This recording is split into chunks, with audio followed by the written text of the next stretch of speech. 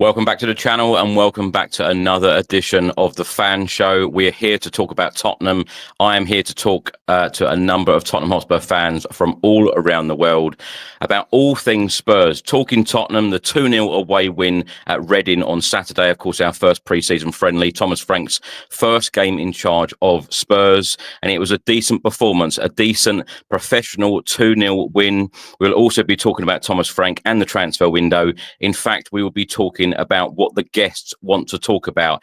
And if you would like to get involved in a future fan show, we will be running these after every single game during the season. Please do send me an email. It's tottenhamfanchris@gmail.com.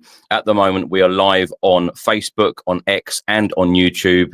And these will also be uploaded to audio platforms as well. But as I say, if you'd like to get involved in a future episode, please do send me an email. It is tottenhamfanchris@gmail.com, and it will be great to talk to you about whatever you want to talk about. You can come on, you can take questions from me, or you can just come on and talk about what you want to talk about. So let's go to the first guest, and we are going to go all the way to Italy to speak to journalist Simone Delumo. Simone, how are you? Good morning. I'm fine, Chris. I'm fine. Ready to start a new campaign. Delighted, excited, absolutely excited to what's gonna waiting for us. Simone, first of all, let's talk about Thomas Frank. What do you make of the appointment of Thomas Frank? Are you excited about this new era? Yeah, definitely, because he's someone that I've been looking for a very, very long time. I've been studying him since his times in Championship. He has established himself into the Premier League. He knows English football. He knows the Prem. And he's already experienced. He's a very, very different manager to begin Postecoglou, because he prepares the game not just on Tottenham but also on the opponents. So he's gonna study and he's gonna perform. He's gonna study the platform, the right platform to find the right way to beat anyone. So I'm thinking that it's match made in heaven. Is someone that I've been looking for a very, very long time. So it's a fantastic appointment. Simone, what did you make of the friendly win at Reading yesterday? Yeah, it was good. It was good. Finally, the most important thing, guys, the curiosity was all about watching Spurs back in action after more than 1 month. The first game of a new season is always about curiosity. The away kit was absolutely amazing. And what we have to say, Luka Vuskovic, what a player. He's someone that is the next gem. He has got a brilliant future ahead. And I would love Thomas Frank to give him some opportunities in the next couple of months. He needs to play. So if Tottenham are well placed in terms of centre back, Cuti Romero seems to be staying at the club. Of course, I will think about a solution, loaning him out again, maybe to another Premier League club, because he's someone that needs to play at the highest level, because he's a fantastic product and he needs to start very, very important games. Simone, when you've got such a great player like that, a raw talent, only 18 years old, so composed on the ball, yes. How do you manage someone's game time like that? Because there are many reports coming out at the moment that, you know, a loan move is very likely for him. But when you see that, you know, just within a couple of minutes, he's assisting Lancashire for the first goal, the finish for the second goal from a centre-back, simply incredible. But when you've got the likes of Mickey van der Ven, Romero, and you've got Kevin Danso also, and, you know, we've got a few other defenders there as well. Of course, Kota Takai has just come in. How do you manage someone's development like that? Just, you know, he's only 18, but he's had an international cap already. There is a lot of hype about this player. And when you see that small part that he played yesterday, that 45 minutes, you know, it is very exciting. But what do you think? How does Thomas Frank and Tottenham manage this situation? First of all, we see the system that Thomas Frank will play. Because if he's gonna switch to back three, maybe Luka Vuskovic will have more game time. If Thomas Frank will not be able to give the star boy the minutes that Luka Vuskovic, the Croatian talented player, deserves, I would loan him out to another Premier League club, maybe Brighton or Crystal Palace or places like that, in order to give time the platform to develop, maybe not more than one season, to develop at the highest level, and then it's gonna be back, and it will be absolutely a crack. Spurs are strong in terms of having proper center back. If Romero is gonna stay, Romero, Miki, Kevin Danso on the bench, Radu Dragusin sooner or later will be back from his injury. Of course, there are many competitions. This season, Spurs are gonna play UEFA Champions League as well, as we know. But of course, I will give the boy the right time, the right platform to develop his skills. Simone, what do you think is going to happen with this Morgan Gibbs-White situation? It's a film, pure cinema. It's a thriller. It's strange that a proper chairman, Daniel Levy, that in this kind of situations is absolutely perfect. In every deal, is perfect. He knows and he studies everything. He only acts if everything is okay. It's strange that he's fall down in this situation. I'm hoping with sort. I'm hoping everything will be sorted as soon as possible, because Morgan Gibbs-White would be absolutely a statement signing, because it's been, for me, the most important player of last season for Nottingham Forest. It was the key. It was the key from which Hudson-Odoi, Elanga, Chris Wood develop their form. Morgan Gibbs-White was absolutely key, the key player for them. He's a number 10, but he's a number 10 with characteristics than James Maddison. So they absolutely can play together. Morgan Gibbs-White, even for £60 million, would be a bargain, because we are talking about a top player in his prime. At his prime, this is the prime of his career. So I'm really hoping. While Kudus provide other characteristics, Kudus is a sort of Matistel and Odobert, more developed, and is a good deal. Gibbs-White will be the statement signing. Then, of course, I'm thinking that Spurs needs to look to a proper number 8. Spurs need other solution than Bissouma. Of course, there is Bentancur. Of course, Bis can play his part. But, we are reading rumors about Palhinha from Bayern Munich.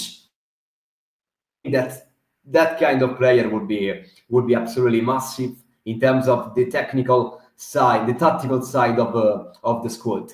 So I think that he's an experienced player. He is already figured in the Premier League with Fulham, so he knows the league, he knows the Prem, and it will be a key deal for Spurs. Simone, last question for you. We've heard Daniel Levy say it, and we heard Thomas Frank say it on Friday, that Spurs want to be a club competing on all fronts in all 4 competitions. Of course, Champions League is very fair to say it's very different in terms of quality to the Europa League, which of course we won in May. What does Spurs need, and what is realistic in this transfer window? What else do we need to be a club competing on all 4 fronts, to be, that team wanting to be in the top 4 and wanting to win another trophy? What do we need in this window? The levers right now is more or less Villa, Newcastle, this kind of club in terms of the team, in terms of the squad that Thomas Frank has got. Thomas Frank is at the first year of the next level of a new project in Tottenham, big club, massive club. So he needs to develop his football philosophy with the players. He needs to transmit the football philosophy to the players. So right now, for me, the targets are finishing again into the top 4, maybe 5, to play again in the Champions League and try to go as far as Spurs can in Carabao Cup, in FA Cup, in domestic cups. In Champions League, anything can happen. Anything can happen. It all depends on the position where Spurs finish into the league phase. We saw last season how much was key, how much was important to finish into the top 8, to jump, to overcome the last, directly to the last 16. So anything can happen. First season of a new project, so we'll see. Absolutely, we'll see. First of all, there is Udine, so maybe we'll meet in Udine, guys. And this is the land where we can dream. Will I see you there? I'm hoping so. I'm trying hard. Simone, I hope I see you there. Great always to talk to you. Thank you so much for coming on, and we'll speak to you soon. Thank you, Chris. Thank you, the family. Thank you. Right, we're now going to go to Jake. Jake, how are you? I'm good, Chris. How you doing? Can you hear me okay, mate? Yes, perfectly well. Great to have you on. Thanks for coming on. How are you feeling as a Spurs fan right now, and what did you make of the game yesterday? I really enjoyed the game yesterday. And as a Spurs fan, I'm feeling really positive with the new signings, the money, the investment. It's always been a roller coaster being a Spurs fan. And, you know, when Ange was fired and Frank was put in place, I was gutted and I was nervous about the new season. I think our rivals around us are spending lots of money. The Arsenals, the Chelseas, Newcastle have come on leaps and bounds in the last few years. Villa have been amazing in the last year or two. So I was really worried. But now we seem to have money to spend, decent amount of money to spend. You know, we bought Kudos. Hopefully Gibbs White will be next. I'd love us to get Adam Wharton. I think he'd be the best player out the lot so far. I think he's amazing from Palace, or if not, Polinia. So I've gone from being very worried about the new season to now being really excited and feeling really good about being a Spurs fan again. You know, the UEFA Cup win was amazing. Or Europa League, whatever it's bloody called now, it's still UEFA Cup to me.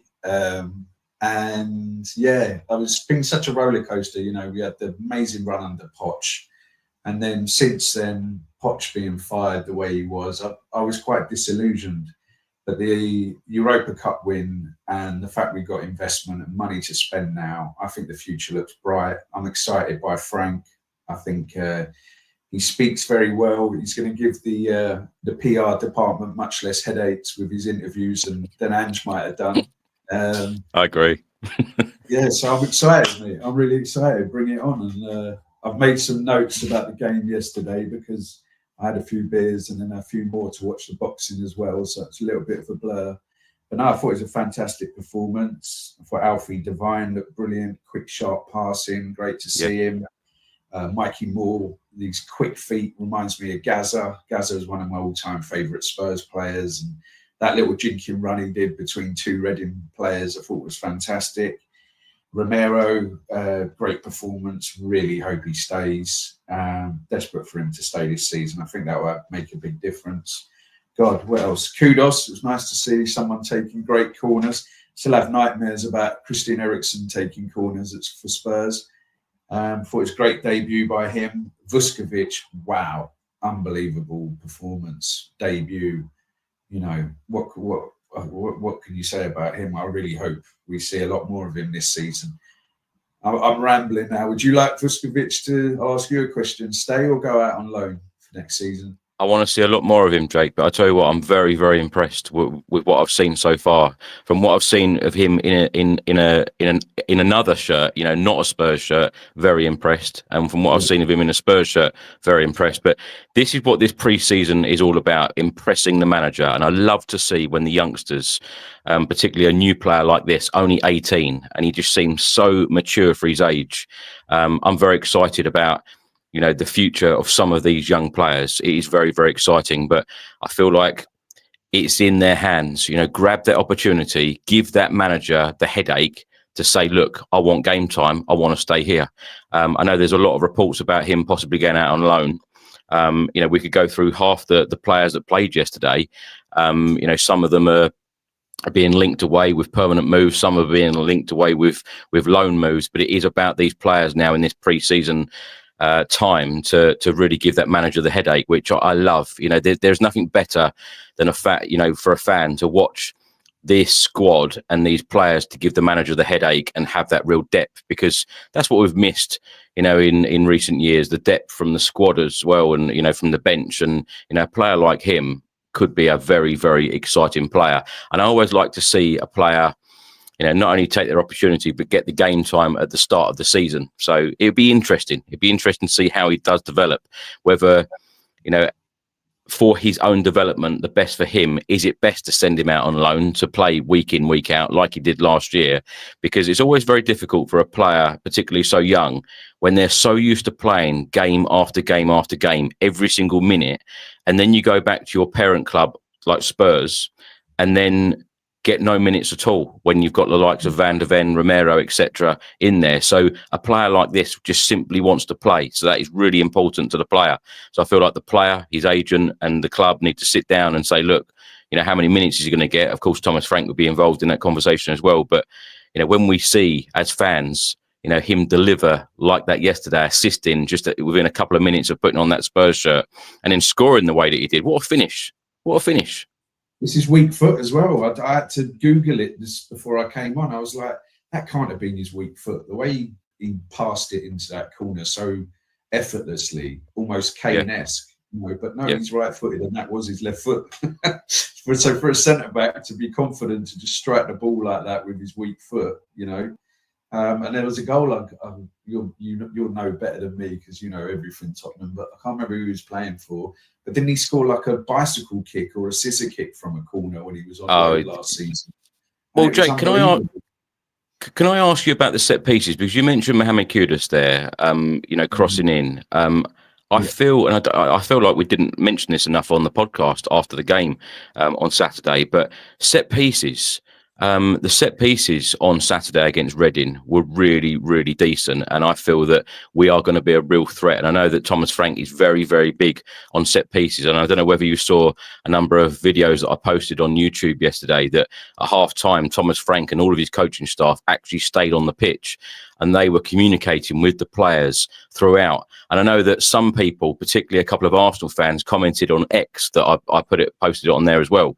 And they were like, yeah, a coach coaching, there's nothing to see here. But I feel like in the last couple of years, we haven't really seen that. And it is great to see that level of communication with the players. 100%, mate. I loved for certain things about Ange Postecoglou, and a part of me was really gutted to see him go. But I was also very kind of angry and disillusioned with games last season where it wasn't going well. And he seemed to be standing there and there didn't seem to be any communication really coming from him and towards the players in terms of changing tactics, instructing them. He might shout and swear and, get a bit angry, but it didn't seem like he was able to adjust the team in game. And that is one of Thomas Frank's big strengths that I understand, as well as the set pieces. We did have a big problem with set pieces, I think, under Ange. It got better at sort of towards the end, but it wasn't. I can remember going to so many games and everyone kind of, you could feel the nerves when we gave away a corner or something, in the ground every time. And that is one of Thomas Frank's big strengths. And it's great to see him.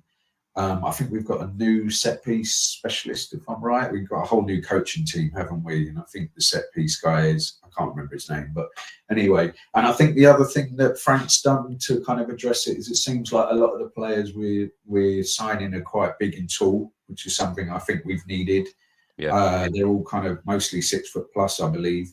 So that's something I think will help. If you look at Arsenal, I hate to credit that South London club, but one thing Lego has done well is he's bought a load of big, tall, strong players, and they are quite, they're very great.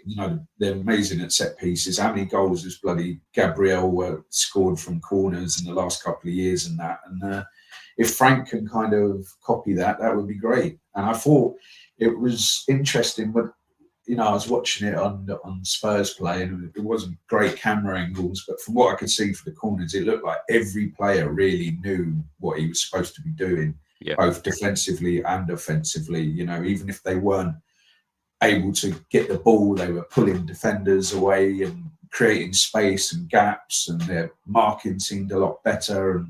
And even Big Vic picking up that Reading player and throwing him in the goal. And I absolutely loved that, where he was getting bullied and intimidated, a year or so ago. It was great to see him do that. So, yeah, I think that is hopefully going to be a massive improvement and a big difference under Frank. And it's great to see. Jake, people like you, I could talk about Tottenham all day long. And I love the shirt, by the way. Thank you. It's a classic, isn't it? And, absolutely. Yeah. Jurgen Klinsmann. I'm sure you've probably got loads of other people waiting, but yeah, I could talk Spurs to you all night, mate. And thank you so much for having me on. And I just want to say a massive thank you to you for all your videos. It's unbelievable. You even do them on your holidays. I saw on the beach and everything. I don't think you ever have a day off. So, and I know Tottenham fans like me are just so grateful, honestly. And it's just an absolute pleasure to watch and keep me informed, keep me updated with everything Tottenham. Thank you so much. And if I ever see you in England, I'll buy you a beer. Maybe. Thank you, Jake. Thank you so much. I'll just be cheeky and just do one quick shout out to my friend at Tottenham Logic TV, Alan. Yeah. He's a fantastic channel coming up to 3K. And I'm sure he'd love to come on the show and have a chat with you sometime as well, if that's possible. Absolutely, Jake. Yeah. Please do come back on again and tell Alan to get in touch. Yeah, it's tottenhamfanchris@gmail.com, and it'd be great to talk to him as well. Brilliant. I will do, and I'd love to come back on again. It's been a pleasure. Cheers. Thank you so much. We'll speak to you soon. Take it easy. Bye. Cheers. Right, we're now going to go to Brian in Canada. Brian, how are you? It's 6:20 in the morning. Oh, wow. You are dedicated. I'm speaking to my dear friend Chris. What could possibly be, it's not a bad thing at all. How are you, buddy? I'm all right. I'm good. When we're all smiling, everything's good, isn't it? It is, mate. And I'm just delighted we've got Thomas Frank. He's the man I wanted before Ange Postecoglou. Now we've got him. I'm absolutely delighted and happy, very happy with yesterday. Very happy. Brian, who are the standout players for you? And I always love pre-season because it's great to see a lot of players, particularly the youngsters, working really hard, really pushing, taking opportunities. Who do you think is going to be the surprise package going into the new season? And I know we'll talk about the transfer window as well. From what you've seen, I know it's only one game, and I know that all the players, 22 players, had 45 minutes on Saturday against Reading. But in terms of the transfer window, what else do you think we need as well? So let's do the youngsters first. First of all, I'm a massive fan. We spoke before of Alfie Devine. Yeah. I really think he's a superstar in the making, and I mean every word of that. I think his pressing got very, very underrated yesterday, and the work he's trying to do, as well as that great ball for Dominic Solanke. But Dominic Solanke, obviously in the first half, just lobbed it over the goal. First, I will say as well, in the first half, I'll do it in the first half, second half. I think Danso is just such a good buy. I think it's been great business. A real defender's defender, isn't he? He's old school. He's just hard as nails. So I'm very impressed with him. Rest of the first half, Mikey Moore did well, and I think Porro and Destiny were brilliant. Oh, not brilliant, but they were good. But you can see the difference in the formation, that their roles have changed from being inverted. Second half, Kudus was a breath of fresh air. Got to remember, yes, it was only Reading, but it's the first time we get to see them. It's the first time we got to see them implement everything that Thomas Frank and his coaching staff have been trying to do and get across. And Vuskovic, obviously, Donnelly looked bright. The second half, like the previous pre-seasons, the second half team have seemed to be a little bit more attacking, a little bit stronger than the first team. But the main thing is getting all these players out and getting minutes in their legs at the moment, isn't it? Yeah. It's all about the time, isn't it? It's all about the fitness at this stage. But of course, when we go to the games or watch it on Spurs play, we want to be entertained. But Brian, talking about the transfer window itself.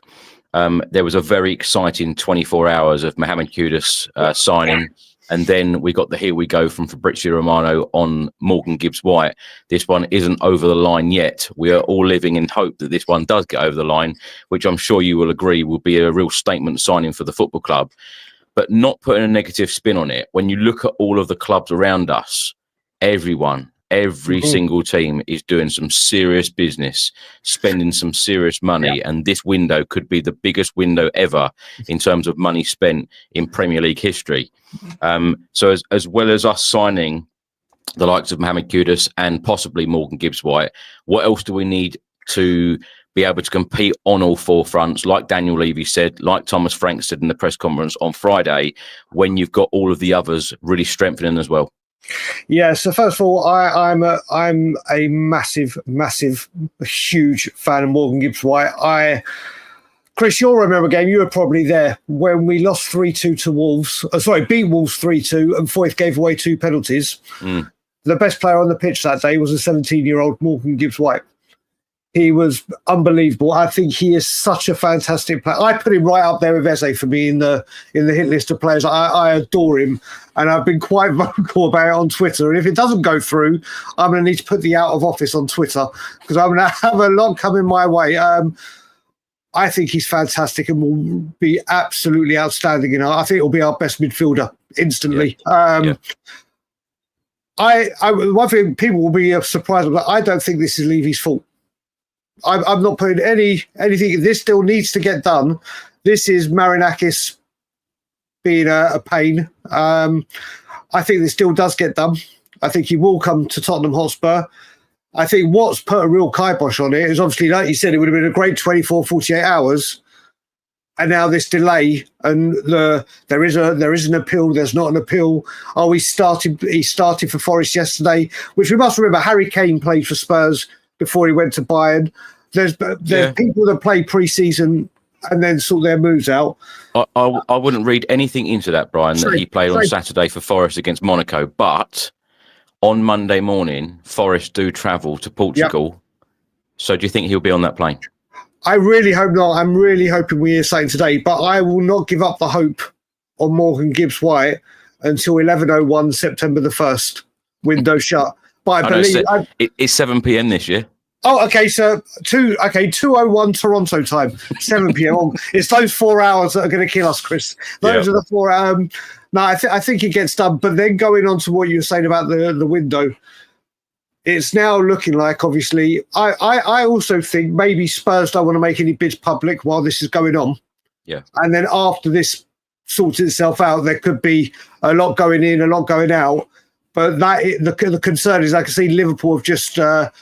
It looks like they've got etiquette. How do you say it? It's 6:20 in the morning. The guy from Eintracht Frankfurt. It's too early in the morning. Etetike, is that right? Jesus Christ! I haven't had a coffee in Canada. They say I haven't had my morning coffee. I'll let you do it. This is what you need to do, Chris. Get me on before a coffee at crack of dawn. But no, I think we need to start bringing players in, and obviously we need to hear more about this investment coming in, because obviously, again, huge noise about it, took over the world for a few days and now seems to have gone silent. I actually honestly do think this one is coming this time. And normally I don't fall for this, and I normally say, oh, here we go, it's the same trick. But I genuinely think there's something to it this time. But Spurs do need to bring in players. They just have to. And we are getting left behind, but it looks very different. What I would say to credit the club when Morgan Gibbs-White comes is I can't remember a time, Chris, where Spurs have gone to 2 Premier League teams and said, we're taking 2 of your top players. Yeah. We normally go Premier League if their contract's running down or they're surplus to requirements.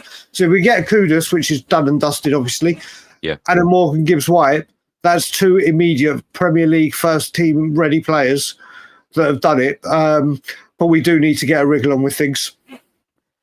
Brian, last question for you, and I'm going to talk about 3 players here. Just give me a quick yes or no. Will there be a Spurs player at the start of the Premier League campaign? Yves Bissouma? No. Richarlison? No. Heung-min Son?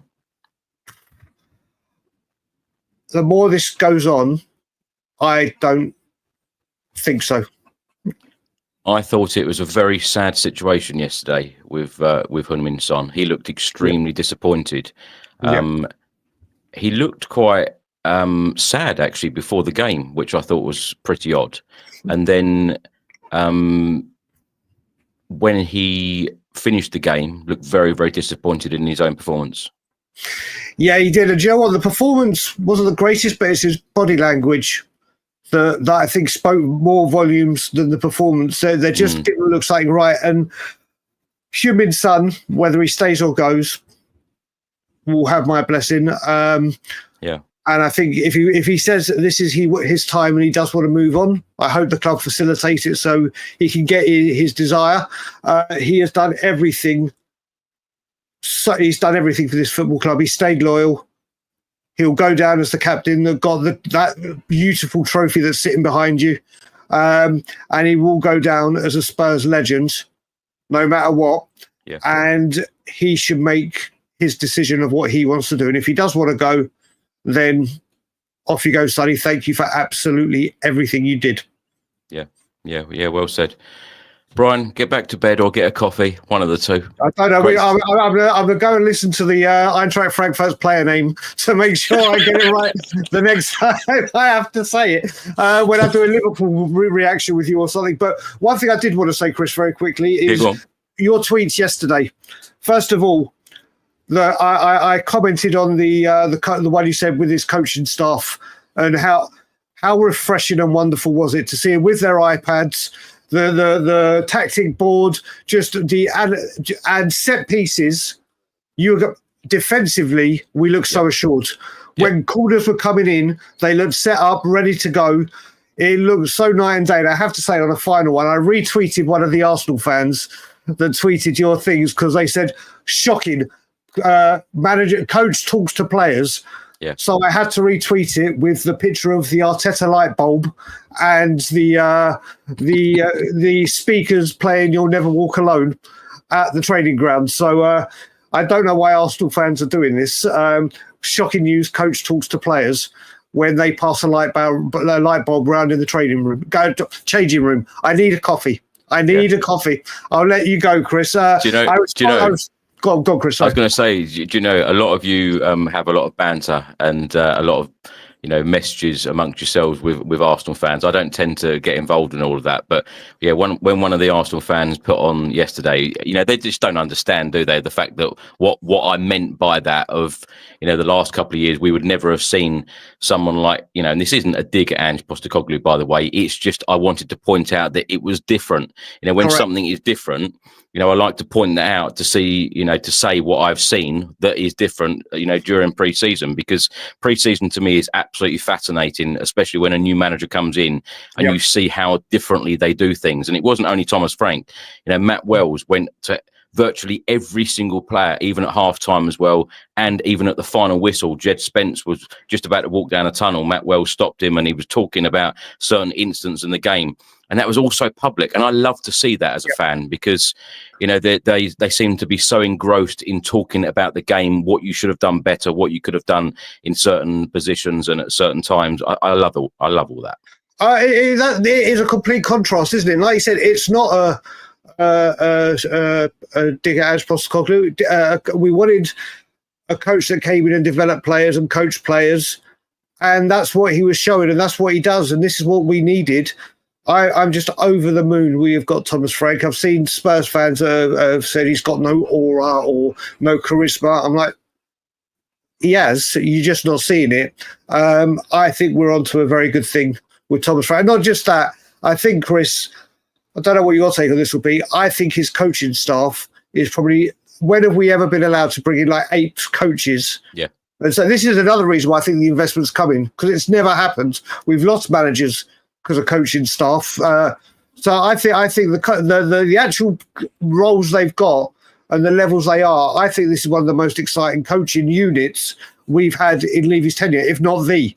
Well, do you know, I was thinking this morning about the coaching staff, and have we ever had a whole lot of coaching staff have that level of communication? It was really good under Pochettino. I think that it was good under Jose Mourinho. They always spoke. But I don't actually think that it has been, I know we're going off one pre-season friendly, by the way, and I know I'm not getting carried away, but the level of communication with the coaching staff amongst themselves and with the players on Saturday was absolutely excellent, and I would love to see that continue week by week, game by game, because if that does, it can only be a plus. Brian, thank you to talk to you as always. I responded to your message about Newcastle, so check your messages after. Will do. And thank you for having me on, and everyone in the chat, have a good weekend. And if you're in Canada like me, have a coffee. It's way too early. See you later, Chris. See you later, everyone. Cheers, Brian. Speak to you soon. Bye-bye. I'll tell you what, it's absolutely great to talk to many people around the world. If you'd like to get involved in a future episode, please do send me an email. It's tottenhamfanchris@gmail.com, and we will get you on. We're now going to go all the way to Ireland to talk to Noel. Noel, how are you? Oh, good, Chris. Yourself? Good to see you. Good to talk to you. Yeah, very good. You've had a good summer. Great to talk to you, Noel. Noel, what did you make of the game against Reading? Are you impressed? Well, Chris, I only saw the highlights, but I'm impressed with Thomas Frank. I think it's a breath of fresh air. And it's all, the youth in the team was amazing. That Vuskovic looks the player, and Kudus, obviously. You have an advantage over me, so I'm going to ask you what you thought of it. But so far, so good, actually. For the first game, everybody got minutes. Yeah. I wasn't aware of the Son situation, so could you explain that a wee bit better to me? You were saying that his body language at the end wasn't great. I think it was quite sad to see, actually, that I did too. It was the body language. It was the fact that every single time that he tried to take a player on, he either didn't get past the player or he lost the ball. He had a really good chance when the ball rebounded out to him and he blasted it over the bar, which many people would have, put a bet on him smashing that in the back of the net, but it then went over. He just seemed really disappointed with himself at the end of the game, which was very sad to see, because you always see a very smiley Heung-min Son, and he just was really, really different on Saturday at Reading. So it'd be interesting to see what happens with his future. No, you mentioned about the youngsters, and we've already said on the show about the youngsters taking opportunities, and it's great to see. Yeah. We know that we've got a great future with a lot of these young players coming in, particularly the way that we are targeting players, buying really good, young, talented players in, really heavily driven on data. Spurs, particularly last season and the last couple of press conferences with Ange Postecoglou, he alluded to the fact that Spurs needed experienced players. We've gone out and bought Mohamed Kudus. Of course, it's up in the air at the moment whether this Morgan Gibbs-White deal does get done. In terms of experienced players, what would you like to see happen from now until the 1st of September in terms of bringing in others? Well, I think you're very well stocked in the forward area. I think, do we still need a number 6, possibly, and maybe a backup left back? But, there's a big squad there, I can't see any more than 2 more players coming in. I think I'd be more interested to see who was actually going out, to make way for these young players. But, Chris, I really believe that the future is bright. And I think, actually, that the crucial thing, if we hadn't won the Europa League last season, Thomas Frank wouldn't be there. We wouldn't be getting other investment in, and you wouldn't be going out. The likes of Kudus wouldn't be coming to you. Morgan Gibbs-White, absolutely not. So to me, that's a statement, of what the future is. I actually think that there is a bright new future ahead for Spurs, and I can't wait. And as you say, Thomas Frank maybe was the manager that we could have had 2 years ago. We'll always be grateful to Ange, but he was probably the author of his own misfortune in many ways. He was a bit too brave. So I think possibly 2, definitely not more than 3 new players, but definitely I think a central defensive midfielder. And I don't think they would pay 100 million for Wharton of Crystal Palace, but somebody of that ilk. I don't know, would you go personally for Wissa from Brentford? Or are we not well stocked in the forward line? I would actually, because he has vast Premier League experience. We know that we would get goals out of him, and Yeah, I think he'd be a really good signing for Tottenham, and he knows exactly what is expected of him in Yeah, the he's a Thomas brilliant Frank player. system. Yeah, Yeah, but I tell you what, I'd be. This might be controversial, and people might disagree with me, but only two more signings in. I feel like we need more. If Spurs want to be competing on all four fronts, I feel like we need more. I feel like we need more experience and more players in this squad, because I feel like we need a bench full of game changers and experienced players. As much as I love the, some of the youngsters getting opportunities, which I feel that they should and they will do, I still feel like this squad needs a bit more experience in there, even with the Morgan Gibbs White deal done, if it does get done. In terms of, I think. Sorry, Chris. go on now, go on. Yeah, I think actually that this Gibbs White situation will drag on to the last minute. I think Mm, that there's two very stubborn people here, the Forest chairman and Daniel Levy, and I can't really understand it because I've often been, listening to, teams going in for a player and say that the terms have already been agreed before they even started talking to them. So I don't even know what the problem is there. But I think this Forest chairman is a bit of a bully, and I don't think he'll win this one. But one thing actually I do admire is Gibbs White for his professionalism. I believe he's trained very hard, yeah, and he hasn't thrown his stomach out of his pram and acted like a petulant child. So he's obviously patient. I think he will wait. And isn't it refreshing to see that a player of his ilk wants to actually come to Tottenham? I think that's the biggest change from last season. I think there's something in the air. I believe that all the ingredients are there, and you're probably right. You're probably thinking maybe four more players for the squad. yeah. Bring them in, more the Um, merrier. Well, I mean, where, Chris? What positions? I mean, where obviously you would go for Wissa. I think we definitely need a backup or a rival to Destiny Doggy at left back. I think I that, thought so too. I thought so too. Yeah, yeah, we definitely need a number six, and yeah, these are players that I would put in possibly in the starting 11. A new number six. Kudus will now get into the starting 11, in my opinion. I know there'll be a yeah, lot of rotation, by the way, but I'm yeah, talking about starting the majority of games. Well, that's when I say about the starting 11, but the subs bench, I feel like that needs to be full of quality, the subs bench, because when you look at some of the teams, Arsenal, Chelsea are spending big. You've got the yeah. likes of Liverpool. Newcastle, Aston Villa. You've got Liverpool. They're Yeah. spending big money. These clubs on real talent. Noel, what do you think was going to happen with Heung-min Son's future? Do you think that he will be a Spurs player at the start of the Premier League season? If you'd asked me that 24 hours ago, Chris, I would probably say yes. But listening to you now, I think he might see with the players that are there, the likes of Kudus coming in, that the writing might be on the wall. Um, if he could get a really good move, and he could leave with a lot of dignity, I don't think he's the type of player would be happy to be sitting coming off for the bench for 20 minutes. Mm, I would love to see him say, I think he's been Mr. Tottenham himself and Harry Kane for the last 10 years. But as you said, there seemed to be a sadness with him yesterday. So maybe there is something in the air, or maybe yeah, he's just obviously seeing, that his standards have slipped and he hasn't got that, that last little bit of pace that he needs, what he always had. But I just wouldn't rule him out yet. I would love to see him stay, but would he be happy to be a bit part player? Obviously he was our captain for the last two mm, seasons. Would he be mm, happy with that? But there's going to be an awful lot of people with the amount of players that they have.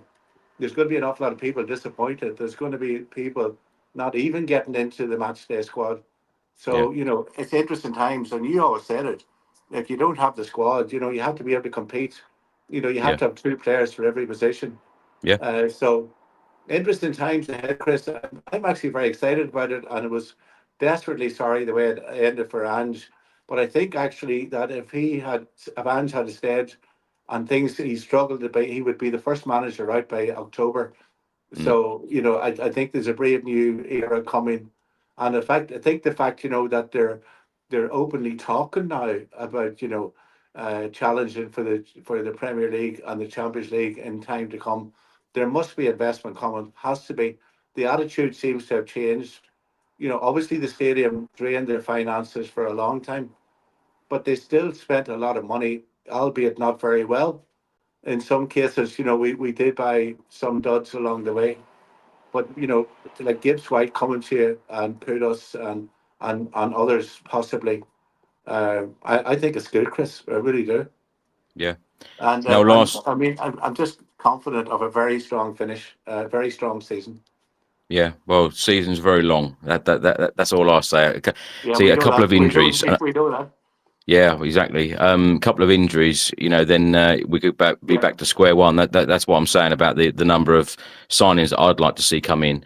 And I know a lot of us fans are always quite demanding when it comes to transfer windows, but I think it's about realism as well. Now, lastly, I know you're going next Saturday to Luton away. What are you expecting? What do you want to see? I just like to see, I'm sure it'll be much of the same as against Reading. It'll be testing out players and see how they're going on. I'm actually looking forward to it, Chris, because I've been to Kenilworth Road before, and it's a nice, compact ground, so you'll be able to hear the language, and the body language and hear the players, so I'm actually looking forward to that. Are you going yourself? Yeah. Of course, Of yeah. course. Yeah. Well, Yeah. Will we have a beer? Absolutely. Yeah, I'll see you there now. Yeah, no, my cousin's a season ticket holder at Luton for many, many years.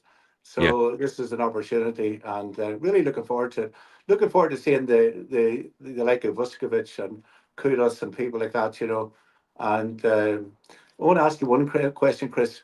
Is Romero going to stay?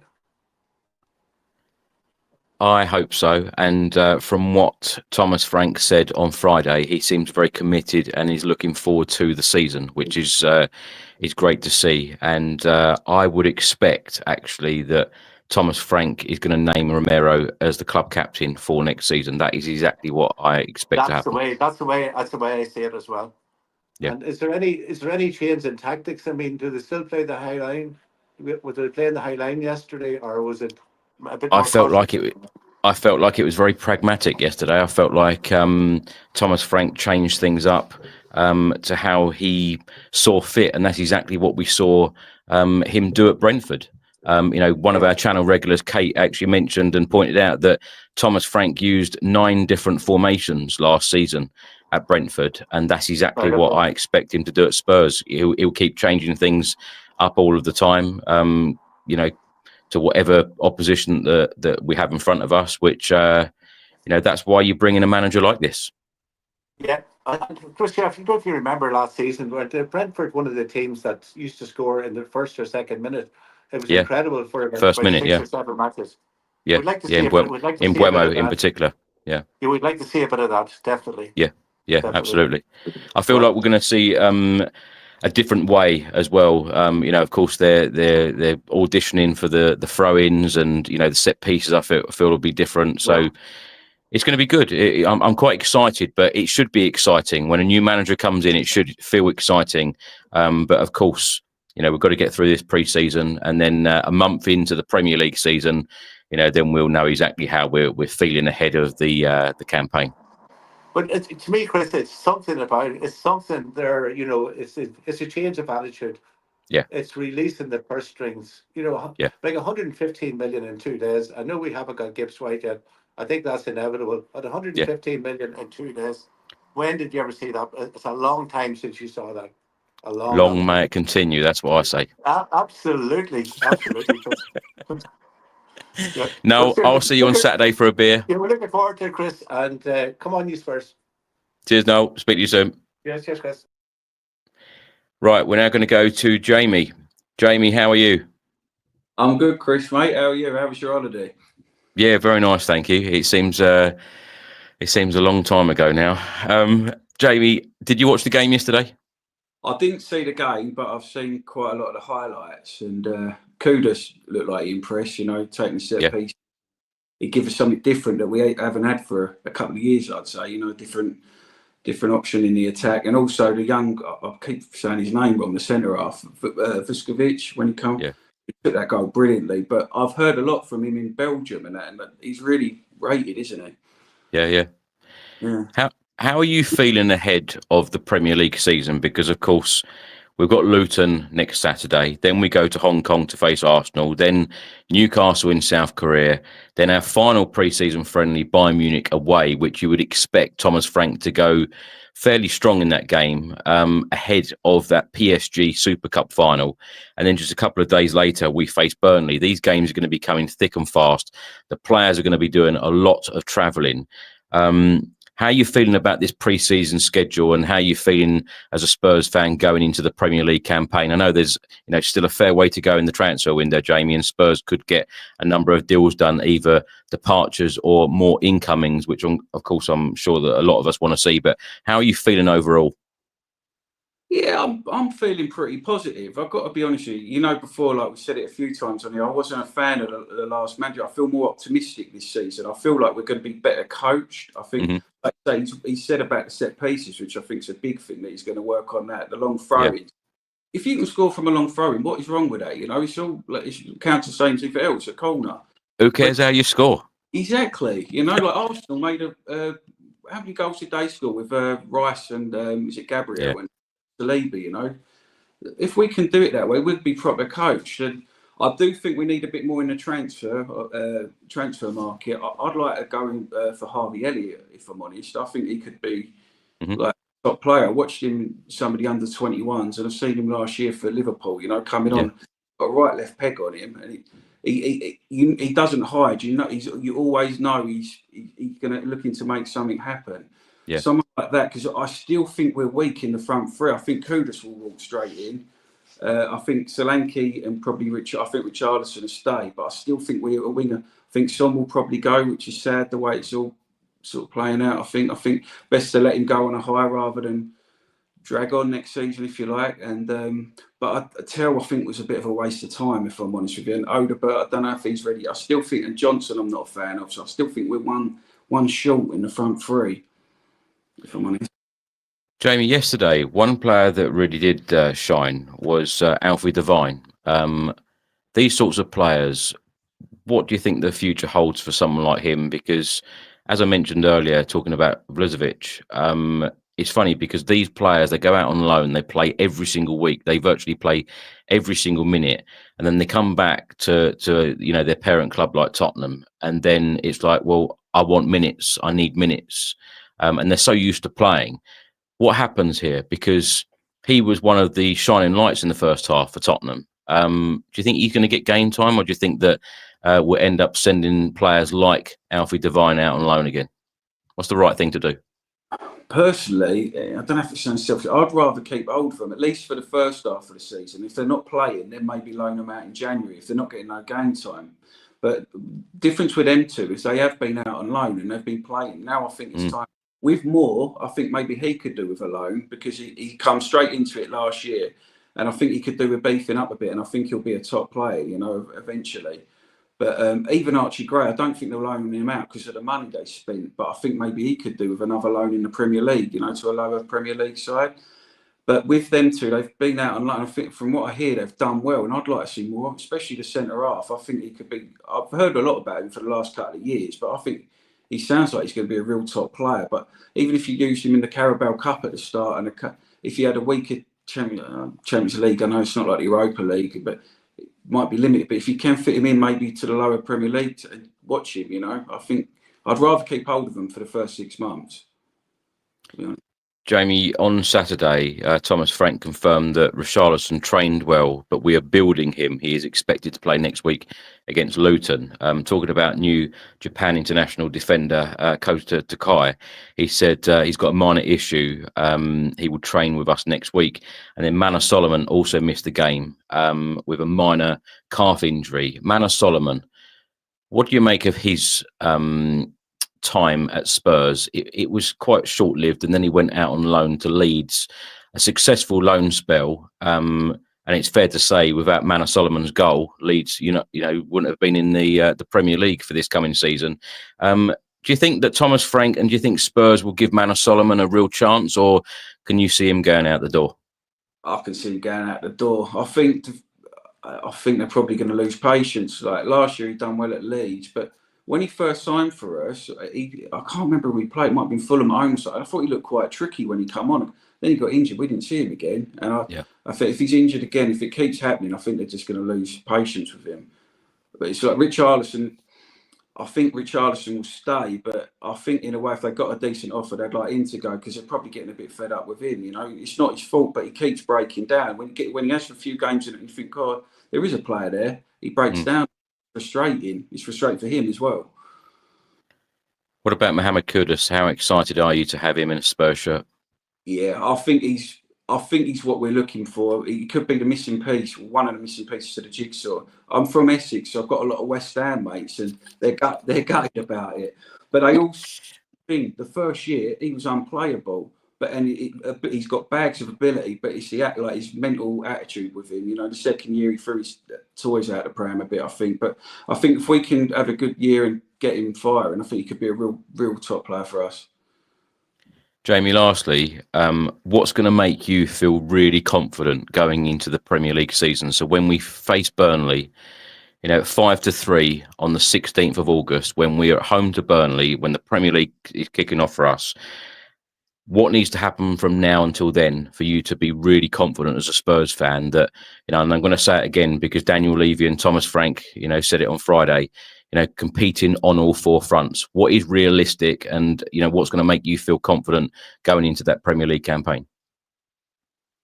I think, like I say, someone like Harvey Elliott or someone of that ilk, to strengthen the front three. I think Palhinha would be great. He was good at Fulham. He struggled a bit at Bayern Munich last year, but he's a bit of a shithouse, if you like, in the middle. I think he could be just what we need. Sort of a couple of players like Morgan Gibbs-White, get that over the line. I don't know what their chairman's. He gets on my nerves, that bloke. I don't know what he's planning. He's definitely going to go. But what worries me is someone like Man City might come in and just add another few million on top and hit the claws, because they was after him a month before. But I think they give us confidence and a few pints of Guinness just watching James Black, I think, before the first game. And Absolutely.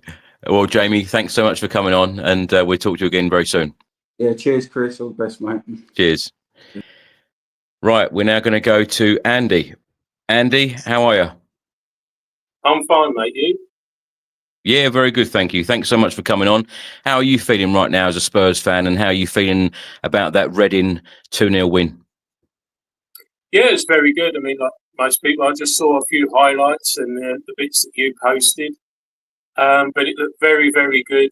I mean, everybody's saying about Vuskovic looked really well. That goal was so sweet. I mean, just passing it in there, no panic from a youngster as well. And obviously, he got the header on that Lancashire scored as well. So it looked very positive, looked very well. Just been listening to you, to the other supporters here, saying how it did look very, pragmatic, very set out for a Tottenham performance. Obviously, first game, but you like to see things like that. Kudos as well. I saw his little takedown and layoff to Vuskovic. That looked good. So, yeah, I'm feeling really good. I mean, it's nice that we've got, I suppose when Ange, he brought in that sort of positive football that we wanted to see. I'm sort of glad that we've got a manager or a coach coming in now who is sort of following that pattern, if you like. It's not a new sort of brand of football. It's coming in. It's still attacking, as we know what he played at Brentford. Still exciting football. So it's nice to see that sort of follow on the players that we've got at Tottenham. Is going to suit that style of Thomas Frank. Andy, let me ask you about Captain Heung-min Son. What do you think will happen with Sonny? Would you like to see him stay on for another season, or do you think that he is going to be heading out the door before the Premier League season starts? Well, again, from what you've been saying, it doesn't look too good. I mean, we all love Sonny. He done so well when Harry was there as well. Their link-up play, I mean, they just used to read each other so great. And obviously to lift that Europa League Championship last season, you can wish for anything. I mean, I thought he did say he was going to have one more year. But like you say, Sonny, he always has a smile, even in times when he hasn't played very well. We've always seen a smile. We've always seen him go around the other players and give them a pat on the back.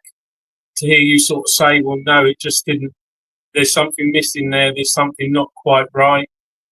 I mean, I'd love to see him stay, but again, like your guy in Ireland said, would he be acceptable as a bit part player? You think not really, and you know it would be sad because he has got so much talent. But I think if we're completely honest, for the last season or so, we haven't seen the best of Son. We haven't seen that guy there who, when Harry was there, doing those sort of link-ups, he's done odd little goals, but yeah, it would be a shame if he goes. But if he does, I mean, unfortunately in football, as you've said, you've got to move on. You've got to bring players in. Everyone around us is doing good stuff. Yeah. We've got to keep up with them. We can't let them get ahead. It's hard to keep up, isn't it? It's very hard. It's very hard. I think, for me personally, we missed it when we let Pochettino go. I know we brought in Mourinho and Conte came along. For me, there's always a sort of contradiction in playing styles. We had young players there at the time who were exciting and that. And for me, Mourinho and Conte wanted to be a bit more pragmatic, be a bit more settled, be a bit more, you know, play out from the back a bit more. And like I say, for me, I look at the Tottenham players we had at the time. You know, we were passing the ball about 2 or 3 passes, we were up the pitch. I just think we lost it there when we were ahead of teams like Manchester United. The Arsenal had dropped off a little bit. We were in that top 4. We were, you know, banging on for trophies. We're obviously finishing runners up in the league. I just think we let people get ahead of us. We sort of took a backward step a little bit, in my view, in my personal view. So, yeah, I just hope we can catch up a little bit. But as you say, it's so tough because people have already got the investment. We've seen Liverpool just stride forward. Obviously, City have had huge amounts of money. So it's going to be very tough. But that's why you've got to have good scouts and good people out there to sort things out for the team. And in terms of league position, I know a lot of people go on about the 22 league defeats and finishing just above the relegation zone. But what is your expectation in Thomas Frank's first season in charge at Spurs? What must he deliver as an absolute minimum? Does he need to win a trophy? Does he need to finish in a really good league position? And when I say really good, I mean, you know, in a Champions League spot. I think yes is a simple answer. I don't think we can have it anymore where you bring in head coaches and they're meant to be elite coaches and say, yes, we'll give them a season to bed in their players and all that. I think when you look at other teams, I mean, my wife and her side of the family, they're big Aston Villa supporters. They're from up that part of the world. And you see when Emery came in and they got the coaching right and they got the scouting right and everything fell into place quite quickly. So it shows you can do it. I think now, you know, it's not like that in football anymore. You can't just say, yeah, we just need a season or two to try and progress and try and maybe dare I say it, the so-called smaller teams can perhaps do that to work their way up the Premier League. But teams like Spurs, we've been there and we've seen it and we've done it and we've put tons of money in and we've done things over and over. And unfortunately, that does fall with the head coach to come in and say, yeah, we finished where we finished last season, 17th. So you haven't got too much to improve on. But at the same time, you know, there is investment coming in. We brought Kudos in. Obviously, we're Europa League champions as well. So I think there is a must there to definitely the league for me is your bread and butter. You have to do well in the league. You have to keep that going. I'm perhaps a bit old fashioned. I don't believe in, you know, you can just give a few games away. You keep going and you keep playing to the end. So definitely for me, at least the top six. I know, you know, it depends on how things work out in Champions League. But yeah, the Champions League, that's a long tournament now as they've set it up. And as I say, and you've been saying, we need the players to come in. We need people to come in because it's going to be a long season for Tottenham and we need to be prepared for it. Andy, what is realistic from now until the 1st of September? What do you want to see happen in terms of incomings? And Also, let's get your opinions on the outgoings. Who would you like to see leave the football club, or perhaps who should leave? Who should leave? That's a tricky one. I don't know. I'd rather say about who I'd like to see come in, because there's not too many see leave, because then we're sort of, we're saying we want to build a squad and build people. I know Basuma's been battered around. People have said, yeah, perhaps he should go and everything. Carlson, I don't think we've seen the best of Carlson. These are all people, they could still do things. I mean, I believe we should have a squad to go for Premier League and Champions League, and have a squad that's there for the FA Cup and League Cup. So people like Kinski can get games, and some of these youngsters that you've said can get proper game time. And hopefully Thomas Frank would say, well, look, if you do get to a final, you're going to get 10 games under your belt, plus your subs. So that's why I'd keep some of those people. I would keep them. I think we need to add more than get rid of. Players I'd like to see come in. Obviously, the Gibbs White one is big, like you've been saying. I mean, I've got a mate who's up in, he's on the cusp of Derbyshire, Nottinghamshire. Always rib him because he's in Derbyshire and he's a big Forest fan. And I remember when Forest were in the bottom three of the Championship, Steve Cooper come in and I said, watch him. And you had Gibbs White and Brennan Johnson. When we took Brennan Johnson, I was shouting it from the rooftops, you've got to go out and get Gibbs White, because they link up so well. In that season, they linked up. I know people say, well, that was a Championship season, but they've just got that know-how about them, Gibbs White and Johnson. So I'd like Gibbs White in. Talking about if Sonny goes, somebody, in my personal view, who plays a bit like Sonny is Justin Cliver at Bournemouth. Comes off of that wing, has got that bit of trickery about him. I mean, that's just my opinion. I've watched him quite a few times, and it weren't just them 2 or 3 good goals he scored for Bournemouth. I really thought, when people were saying, yeah, could this be Sonny's last season, I thought, yeah, he looks like a guy who could come in and do what we want. I know we've got Kudos now, so things have changed. I think defensively we still need something. I think, unfortunately, again, my personal opinion, the training that we had a Superman player in Nicky van de Ven, who now for me has got a little bit of kryptonite there. Always going to be a bit of a question mark now. I do think a lot of teams are going to say, test Van de Ven. If they've got quick players, test Van de Ven. See if he's going to make them run. See if he feels something, because as soon as he feels that pinch, that's going to be it. So I do hope we get in at least a couple of more defenders. I mean, Vuskovic, he looks good.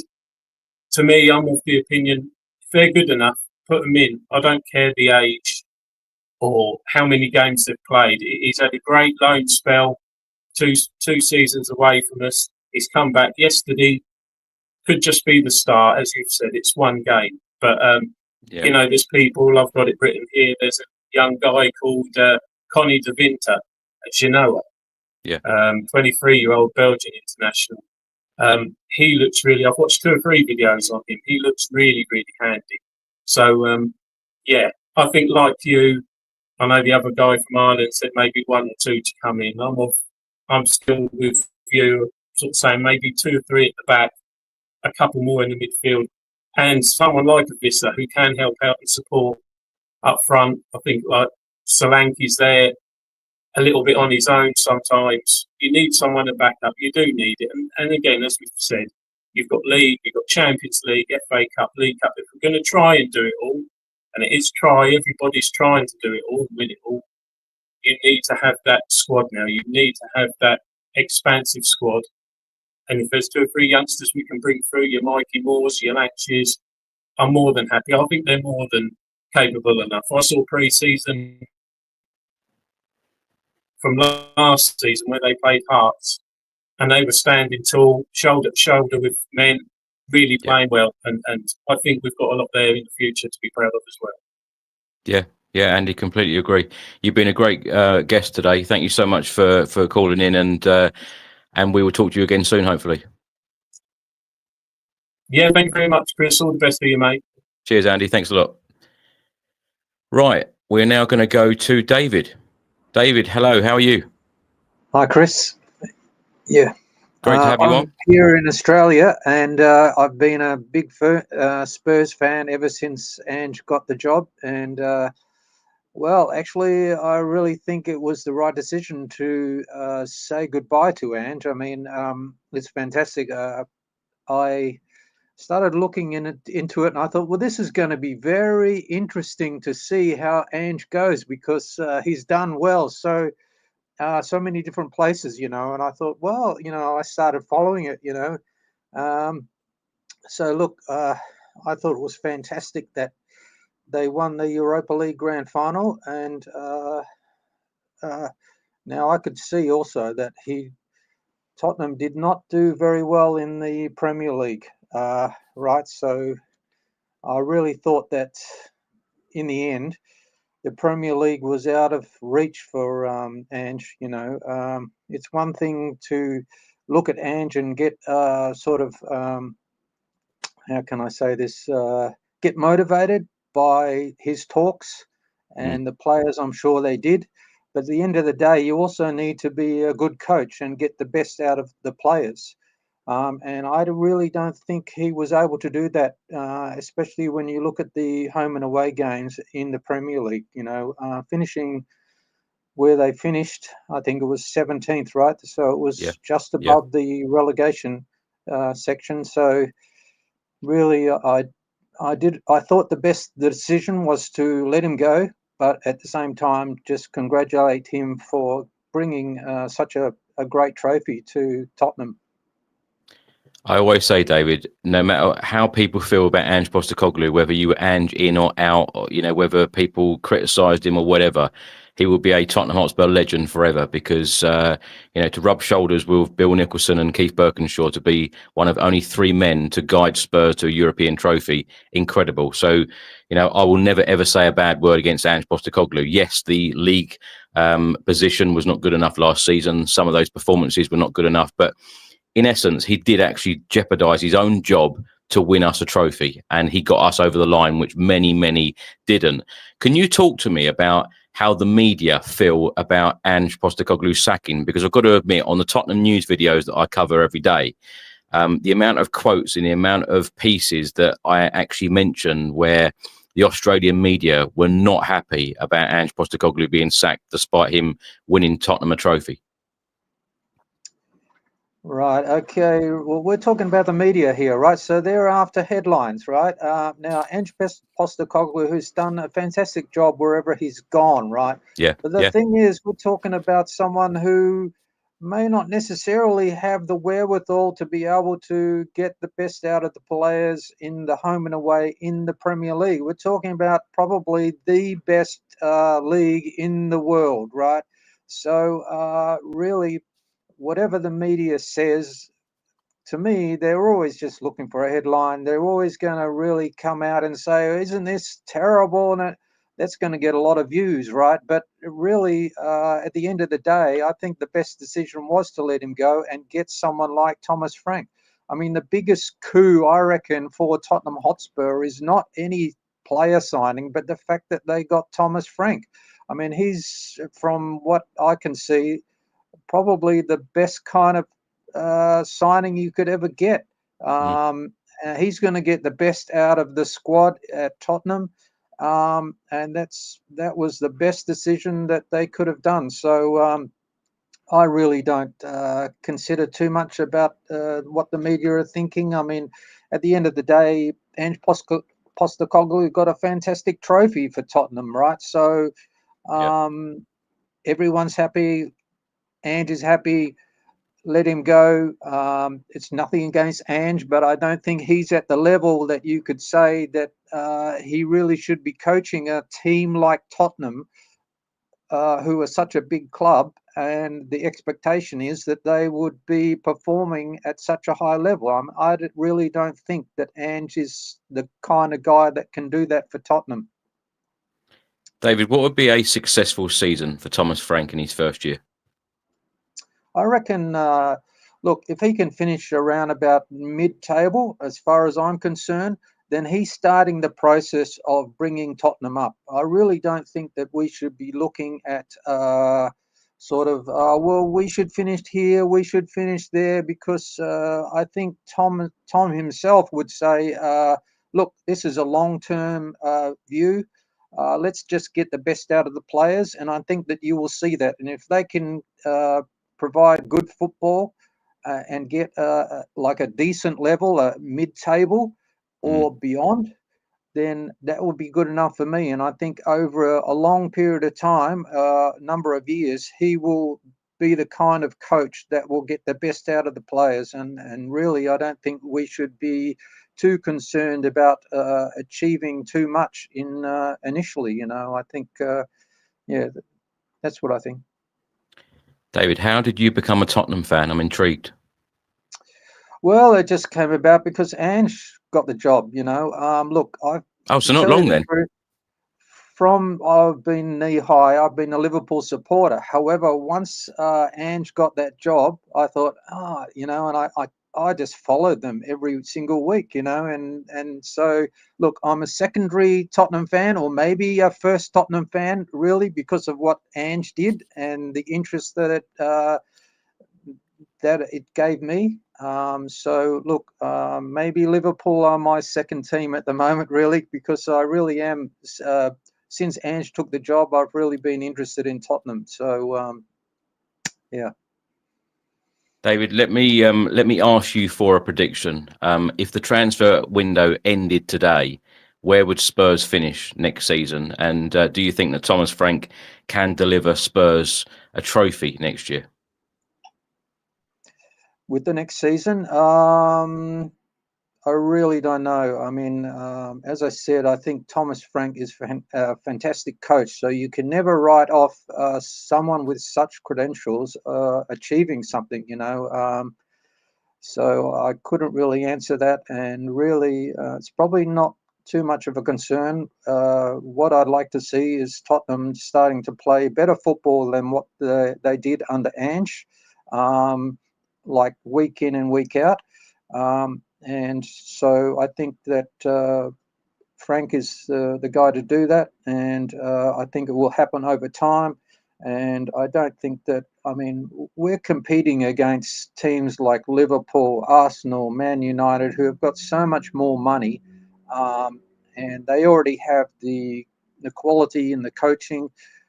We're competing against so many other clubs that have got money to spend on really quality players. So I think some of the ways that people are talking about, we need to do this and we need to get this and we need to achieve this, I think, we need to be realistic. We're competing against so many other teams with so much money, with so many good players that I think what Tottenham have already got some very good players, and they haven't necessarily had the coach to be able to bring out the best in the players all the time, right? So I think that what they've done and what they've decided to do with Thomas Frank is the best possible thing that any team could do, and they're getting the coach now.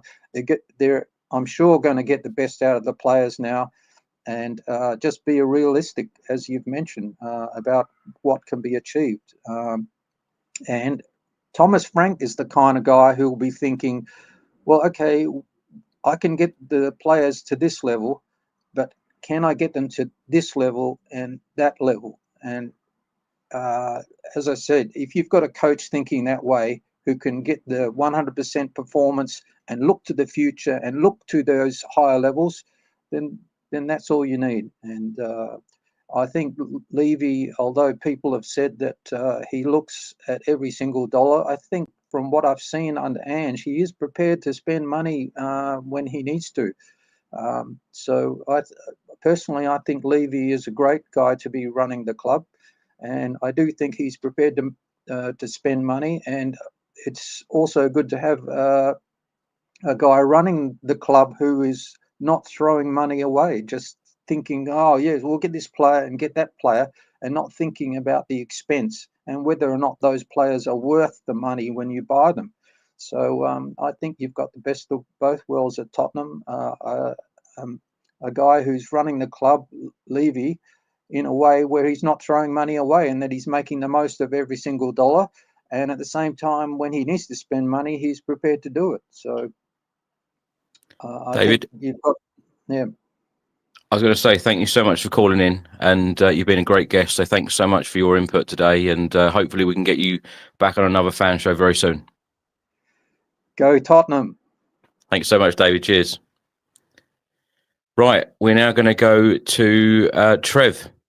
Trev, how are you? How you doing, Chris? You all right? I'm good. Did you watch the game yesterday? Yeah, I did. I had the Spurs TV. It was a joy to watch, to be honest with you. Just how they set out, like, instead of having two players back against three, if one fullback went forwards, the other stayed back, and they sort of had a back three. There looks like a lot more structure to, if we lose the ball, we won't be so susceptible to the counter attack, which obviously was one of our Achilles' heel for the last 2 years. Trev, how are you feeling right now as a Spurs fan going into this season? Because I know we've only played one pre-season friendly. 22 players have only had 45 minutes of game time so far, so it's very difficult to analyse over 45 minutes for each player. But who are you excited by? And from this squad, who can you see leaving, if any? Leaving. So, they've got a massive squad. And there's like players like Donnelly, Devine, Phillips, Vuskovic, Moore, Lancashire. I'm not sure why Scarlett wasn't there yesterday. They need to decide if they're in or if they're loaned out.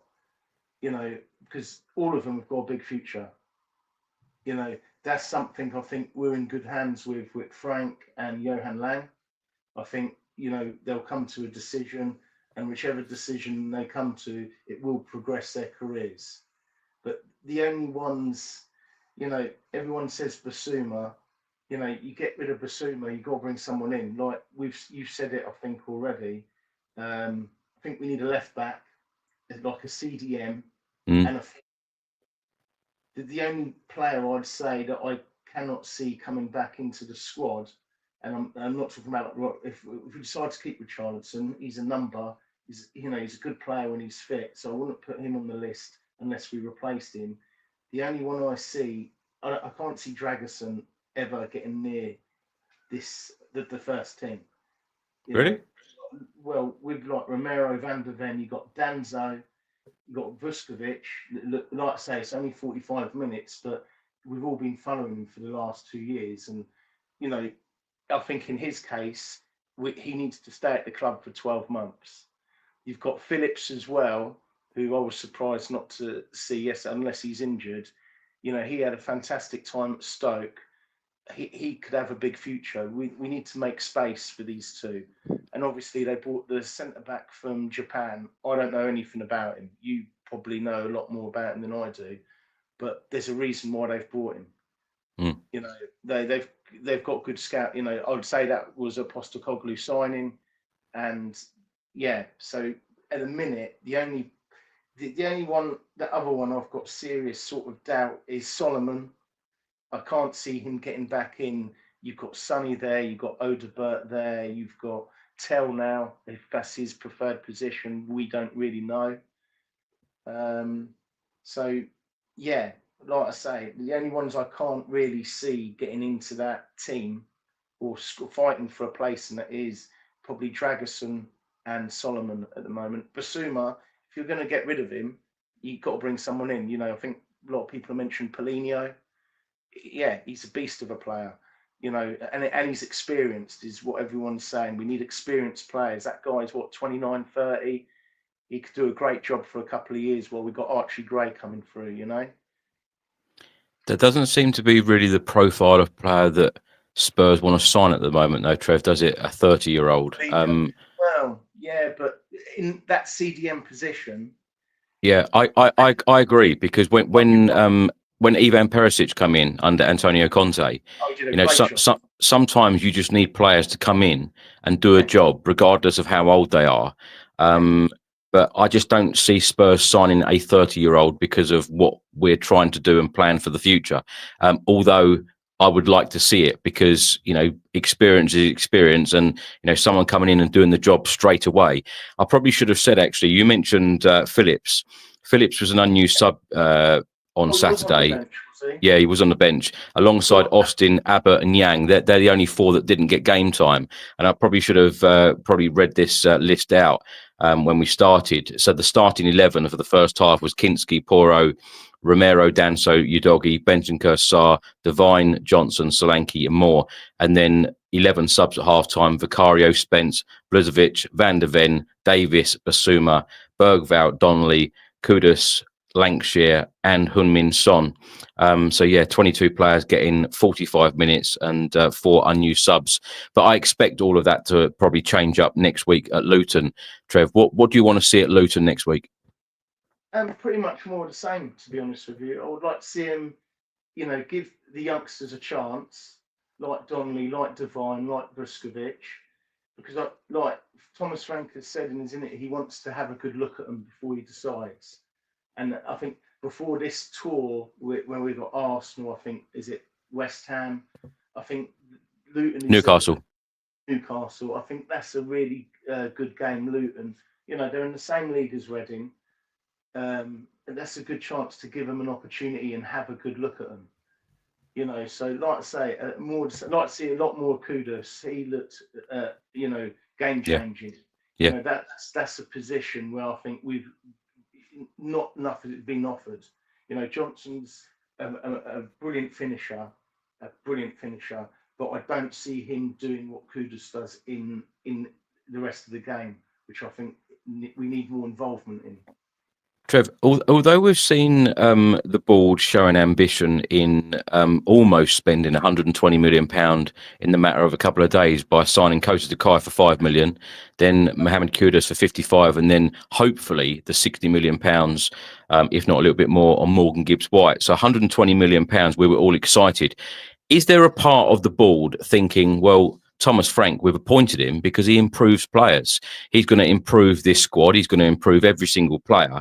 And you mentioned Mohamed Kudus there. A lot of West Ham fans I've spoken to in particular, they've come out and said, oh yeah, first season he was great, Chris, but the second season he was terrible. But in fairness, you know, West Ham were terrible. You know, they finished in a very similar league position to us. And they, you know, their league position was dismal, same as us. But you've got to hope and you've got to think and be realistic about it that Thomas Frank is going to get the best out of a player like that. And he is going to, you know, put his arm around, you know, we saw this yesterday. He's going to put his arm around players. He's going to constantly talk to players. I don't think that any player is going to be given an easy ride under Thomas Frank, because Thomas Frank is the sort of individual to be talking, if it's not him, it's his coaching staff, to be talking to every single player. Because I think, you know, yesterday, what I certainly learned is that players are very used to, you know, training at half time, or, you know, doing the warm up or the warm down or going down the tunnel. And every single coach went up to them and was talking to them about the game. I don't think a lot of players are used to that, but I love to see it. And I love to see that from a coach, to be constantly coaching and talking to every single player there. Yeah, no, like I say, I think we've got the right man in charge here. And he seems to give his coaches the freedom. Like, you look at Matt Wells yesterday, how involved he was. You know, that guy is a brilliant coach. He's our defensive coach. Yeah, and I don't think he was prospering and showing the real quality he's got before. But I think under Thomas Frank, like you're saying about the players, he will improve the coaches as well. Yeah. You know, he is involved. You know, he's not there just watching them. He's with them, from what I see. You know, and he's giving you confidence to say, if you need to go and say something, you go and say it. You know, and that I think that freedom, you know, that responsibility will fare well with everyone at the club. You know, the players, the coaches. You know, like I say, it's a team environment, isn't it? Trev, anything else you want to add? Who do you think we will get? You know, I've heard questions on the show of who would you like to see and where do you think we'd finish? Johan Langer is he's very guarded about the players that he's after, and even a lot of the media reports now, they're all struggling to keep up to date with who Spurs are interested in, and I kind of like that. That Morgan Gibbs-White just came out of nowhere. I couldn't believe it. The way that sort of just diminished within an hour. It was like that just came, it was like Odegaard last year. When we bought Odegaard, I just got like a text from BBC, Tottenham have signed Odegaard.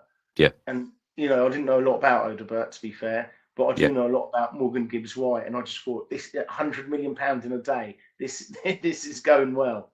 Yeah, I love to see it when things like that happen, rather than all the speculation. It's just that bang, Spurs are interested in this player, and then, as you said, within an hour, Fabrizio Romano's saying, "Here we go." I know it hasn't actually got over the line yet, but most journalists, if not all journalists that I've spoken to about this possible deal, they all think that it is going to happen. I have not had one journalist say to me that they are worried or they don't think that this deal is going to happen. They are all very, very confident that it will happen.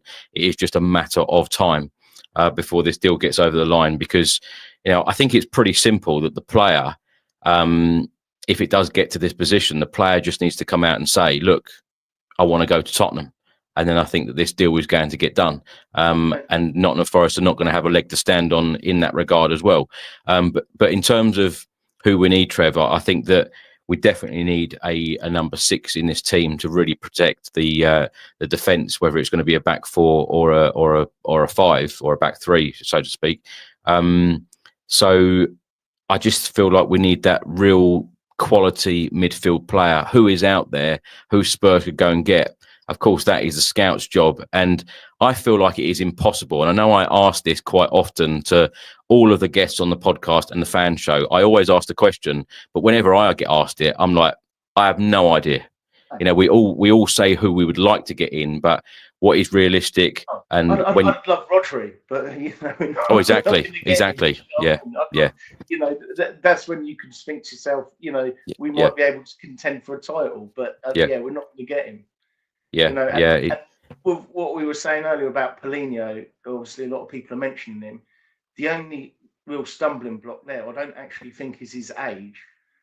He's on 200k a week. Yeah. And that's sort of what we paid Kane, and that's what we pay Son. And I can't, I could see a huge stumbling block. I'd love Wharton. I hear Wharton a lot. I thought we should have bought him 18 months ago when Palace bought him. But I think with Wharton, if you look at his stats from last year, he only played about 20 games. I think he's played 30 odd games in total for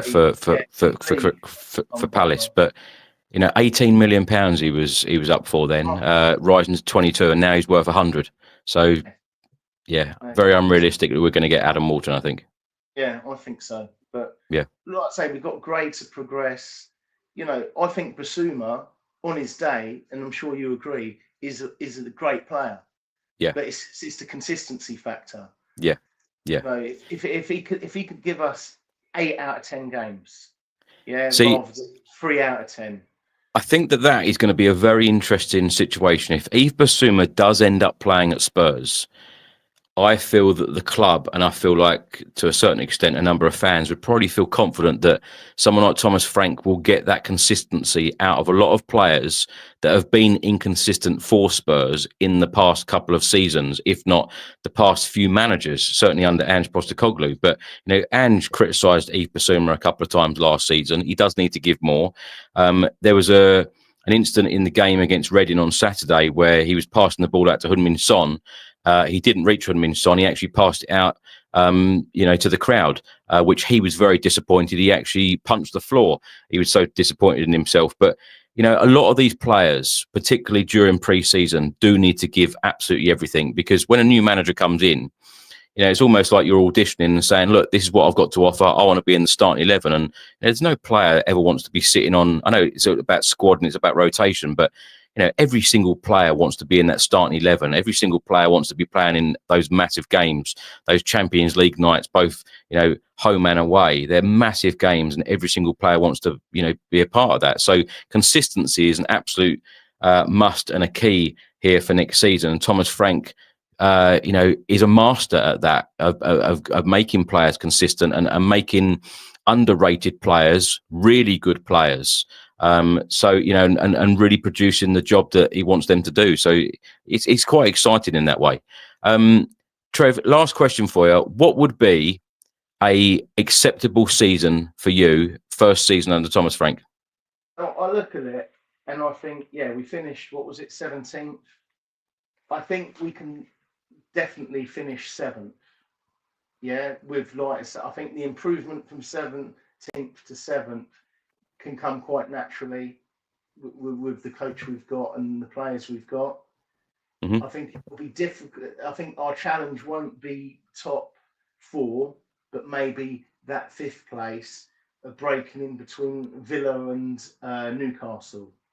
Which will be hard to do, not just on stats and players, with the amount of games. If we're going to be competitive in that Champions League, similar to last season with the Europa League, you've got to step up in quality. You've got a game every 3 days.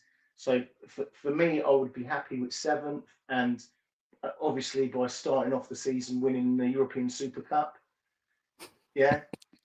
And that would be, and maybe finishing it off with the FA Cup. But like I say, it's a long season. Are you going to the Super Cup actually? I am, yeah. And I'll tell you what, Trev. My dad and Charlie are going. Oh, okay, yeah. Hopefully I'll say hello to them out there. But wouldn't it be great that Thomas Frank wins a trophy before the season actually starts? Spurs to win 2 trophies in 2025 would be incredible. Yeah, exactly. Yeah. Like I say, I think that's the best way to start the season. Yeah. And then, like I say, I think the 5th place is what we're looking. I don't think we're going to break the top 4 this year, but I think we can challenge Villa and Newcastle. Trev, I know during this stream, Charlie sent me an email. I did send him the link. So if he does want to come on, tell him to be quick because I'll give him a ring. He's gone to Dorset. My missus has left me alone in the house by myself last weekend, first time in like 15 years. So I woke up yesterday, I watched the rugby, then I watched the Tottenham game, and then I watched the boxing last night, and I literally woke up and saw this. And he's gone to Dorset with his brothers and sisters and his mum. Okay. And I've just had I'm having a great time, but I'll ring him now and get him on for you, because he would love to meet, and Dad, they'd love to meet you. There's only a small section of fans going from what I understand, and it'd be good for you guys to meet, Yeah. All right. Trev, always great to talk to you. We'll speak to you soon. Right, come on, you Spurs. Cheers. Cheers. Bye. Oh. And Charlie. What have I done here?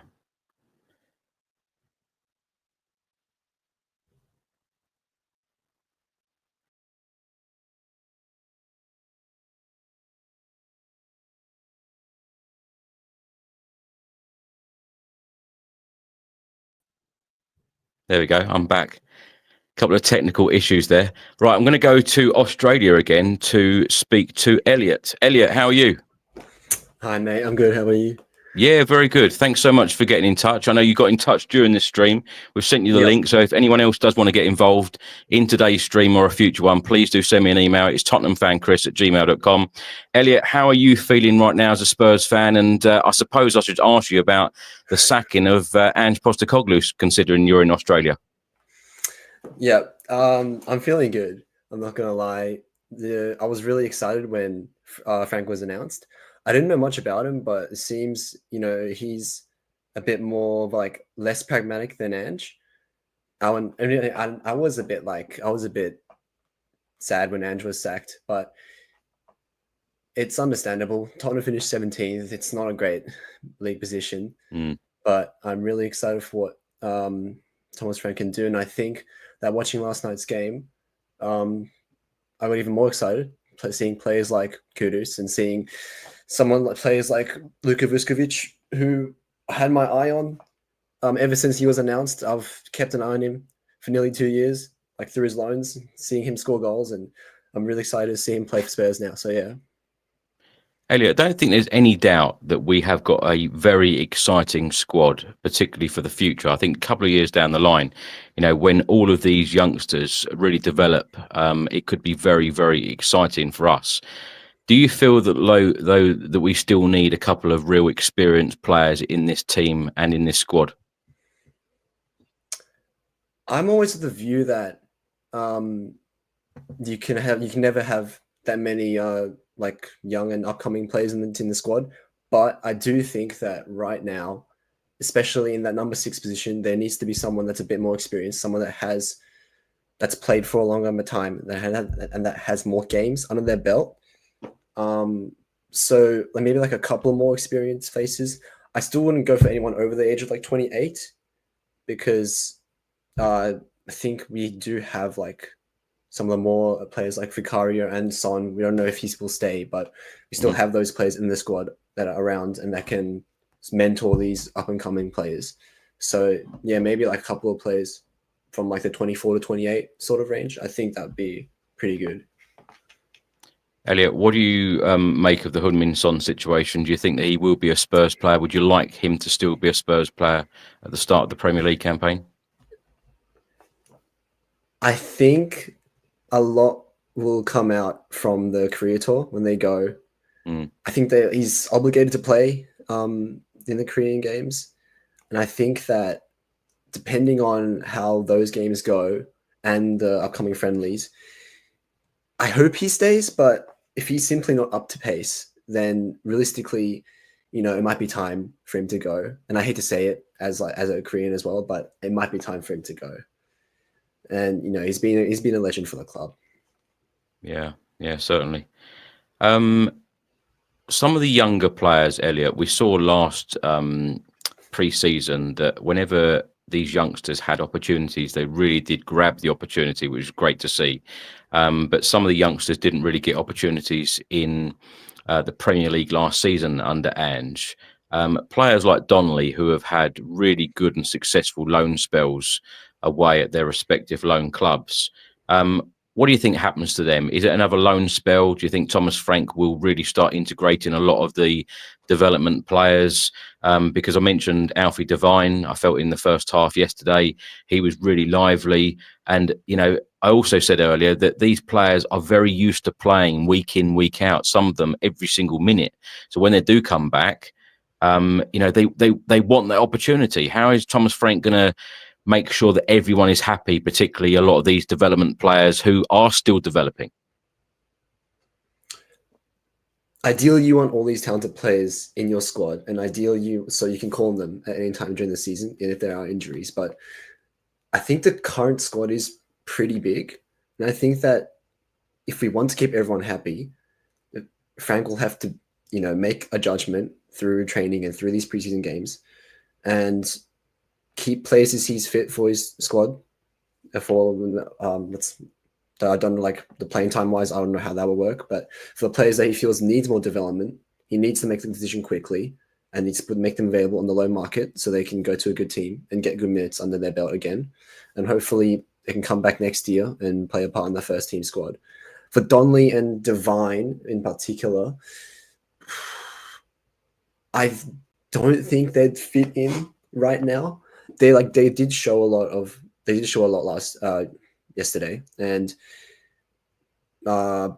because there's still Tell and there's still Otterberg to come back, and if we do sign Morgan Gibbs-White, I just think there's not enough spots and not enough minutes for people as talented as Alfie Devine and Jamie Donnelly. So I think at this point, unless they show crazy form in the next preseason games, I don't think Frank will keep them in the team, at least for this season. Elliot, how excited are you by the potential signing of Morgan Gibbs-White? I mean, seeing Kudus yesterday, can't wait to see what Morgan Gibbs-White can do. Whether that's like in the 10 or maybe out on the wings. One can only imagine how fluid our attacks would look with both Kudus and Morgan Gibbs-White, and then you got James Madison and Kulusevski, all these players coming in. Can't wait. What do you see? How do you think that Dominic Solanke's role will change under Thomas Frank, because Dominic Solanke done an awful lot of running under Ange Postecoglou last year, and some people didn't seem to worry about how many goals he did or didn't score last season. Do you think that Thomas Frank is going to use Dominic Solanke in a very different way in his system? I think because we pressed so high last year under Ange, naturally Solanke was going to have to run a lot and playing as like the lone striker up front. And I was still pretty happy with his. I didn't care too much about his goals because he worked really, really hard, and I think he did well considering the chances that he got given and the chances that he made. In terms of this season, I think, especially with Kudus and especially with Morgan Gibbs-White potentially coming in, if we have those wingers that can consistently beat their man and make chances, and have Solanke coming in to finish the crosses, I think he could improve his goal output a lot more and have to spend less time sort of pressing up front, especially if we're playing more pragmatic and not, pressing high up the pitch 100% of the game for the entire 90. So I think this season Solanke he'll definitely get more chances, and I definitely think he'll score more goals as well. Yeah. Elliot, one player that I don't think anyone has spoken about today, which is quite surprising in this fan show so far, nearly 2 hours long, Lucas Bergvall. Lucas Bergvall, of course, got a great reception from the away end yesterday at Reading. Of course, he missed the Europa League final, which is a big shame for him. But, what a player he is. We didn't see him start many Premier League games last year, but he picked up all 3 supporters awards. How excited are you by Lucas Bergvall? Because it does seem to appear that there is so much more to come from him. And when we talk about exciting futures, he is definitely going to be a part of that. Yeah. I think he's like the type of midfielder that really, really expansive, loves making those runs through the middle. And I think that if he can sort of clean up the aspects of his game where he's picking up the ball in our defensive third and beating the initial attacker, if he can clean that aspect of his game up, I think he can be he could potentially become the number 6 in the future if he can clean up those mistakes from the back, from the defensive third of the field. And I think he has the stamina, he has the energy, he has the drive required to be someone who's running up and down the field all game. If he can just clean those initial mistakes, I think he can be, I'd be really excited for him. I already am, but it's just like yesterday, I saw a couple of times where he lost the ball, even in our own box. If he can just clean that up, I think he'd be really, really good in the future. Elliot, you've been a great guest. Thank you so much for joining me from Australia today, and we look forward to having you on again soon. Thank you very much. Bye-bye. Thank you. Cheers. Right, we're now going to go to Charlie. Steve, if you put your camera on, we'll bring you on shortly. Charlie, how are you? Hello, Chris. I'm all right. I'm on holiday at the moment, and yeah, I'm in a great mood. On Friday, I got the news. I got tickets for the Super Cup. I'm delighted, and yeah, I feel that the mood around Tottenham is amazing right now. So what can I complain about? You've got a ticket to the Super Cup final. You must be absolutely ecstatic. Yeah. I can't believe it. And then we got our flights. So I found out the ticket on Thursday, and we got our flights on Friday. We're going from Heathrow to Munich, from Munich to Venice, a train from Venice to Udinese, to the game, no hotel, and then same trip again the next day. I tell you, Charlie, the things we all do to watch Tottenham and possibly a trophy lift, that would be fantastic. Charlie, did you watch the game yesterday against Reading? What did you make of it? I haven't watched it, but I've seen most of it. I was at the beach. From what I know, Vuskovic, and my granddad told me all about it, he looked class. The goal he scored, yeah. When he was in the Belgian Pro League, I used to watch him actually. The goals he scores, it's incredible what he does. As a player, I love him. And, I think he could be a really good player. And, I hear everyone saying, if Romero... we have to sign a centre-back. I don't think we have to sign a centre-back if we get... what's his name? if Vuskovic comes in, because I think he's maybe just as good as Romero, and I think in the future he'll be an amazing player.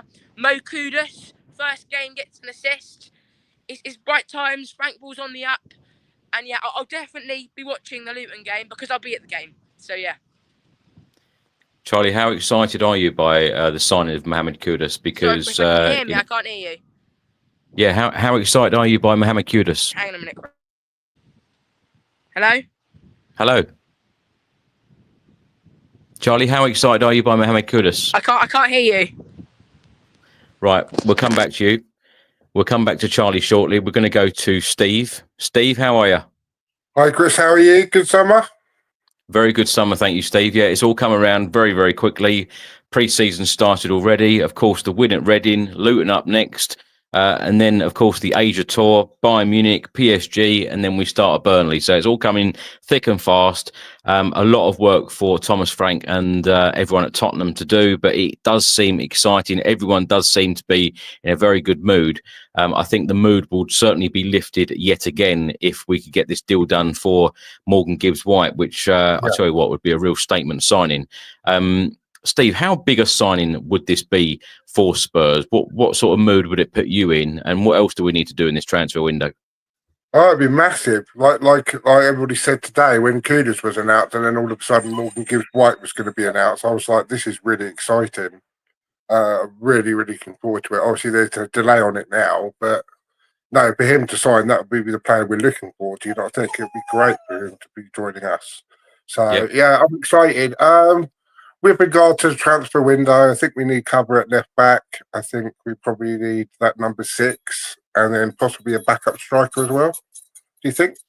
Isn't it funny how whenever I ask that question or whenever I hear people in pubs or wherever it is, the stadium, and people are always talking about what do we need in this transfer window? Everyone says the same thing. You would hope that the club would think exactly the same, way of all of us. Is it realistic that we get all of this in this transfer window? Well, if the rumours are true about investment, then yes, definitely. I'd like to think so. It just feels different this summer, do you not think? With changes at board level and outside possibility of outside investment and things like that, it just feels a lot different. So I'm excited though. I was gutted when Ange went, but I understand why he went. But yeah, I'm excited now. I'm watching the game yesterday. Oh, that was just I was really, really happy with what I saw. I know it's only pre-season, but I was really happy. So. What pleased you the most watching that 2-0 win at Reading? Because I know a lot of people will go, well, it's only Reading, and it's very important for the players to get the minutes in their legs, etc. As was said, 22 players getting 45 minutes. I'm sure that this will build up, especially against the likes of Luton, and then when we go to Hong Kong and South Korea, those tours are very, very hard going on the players, particularly with fitness, particularly with the climate there as well, in the heat.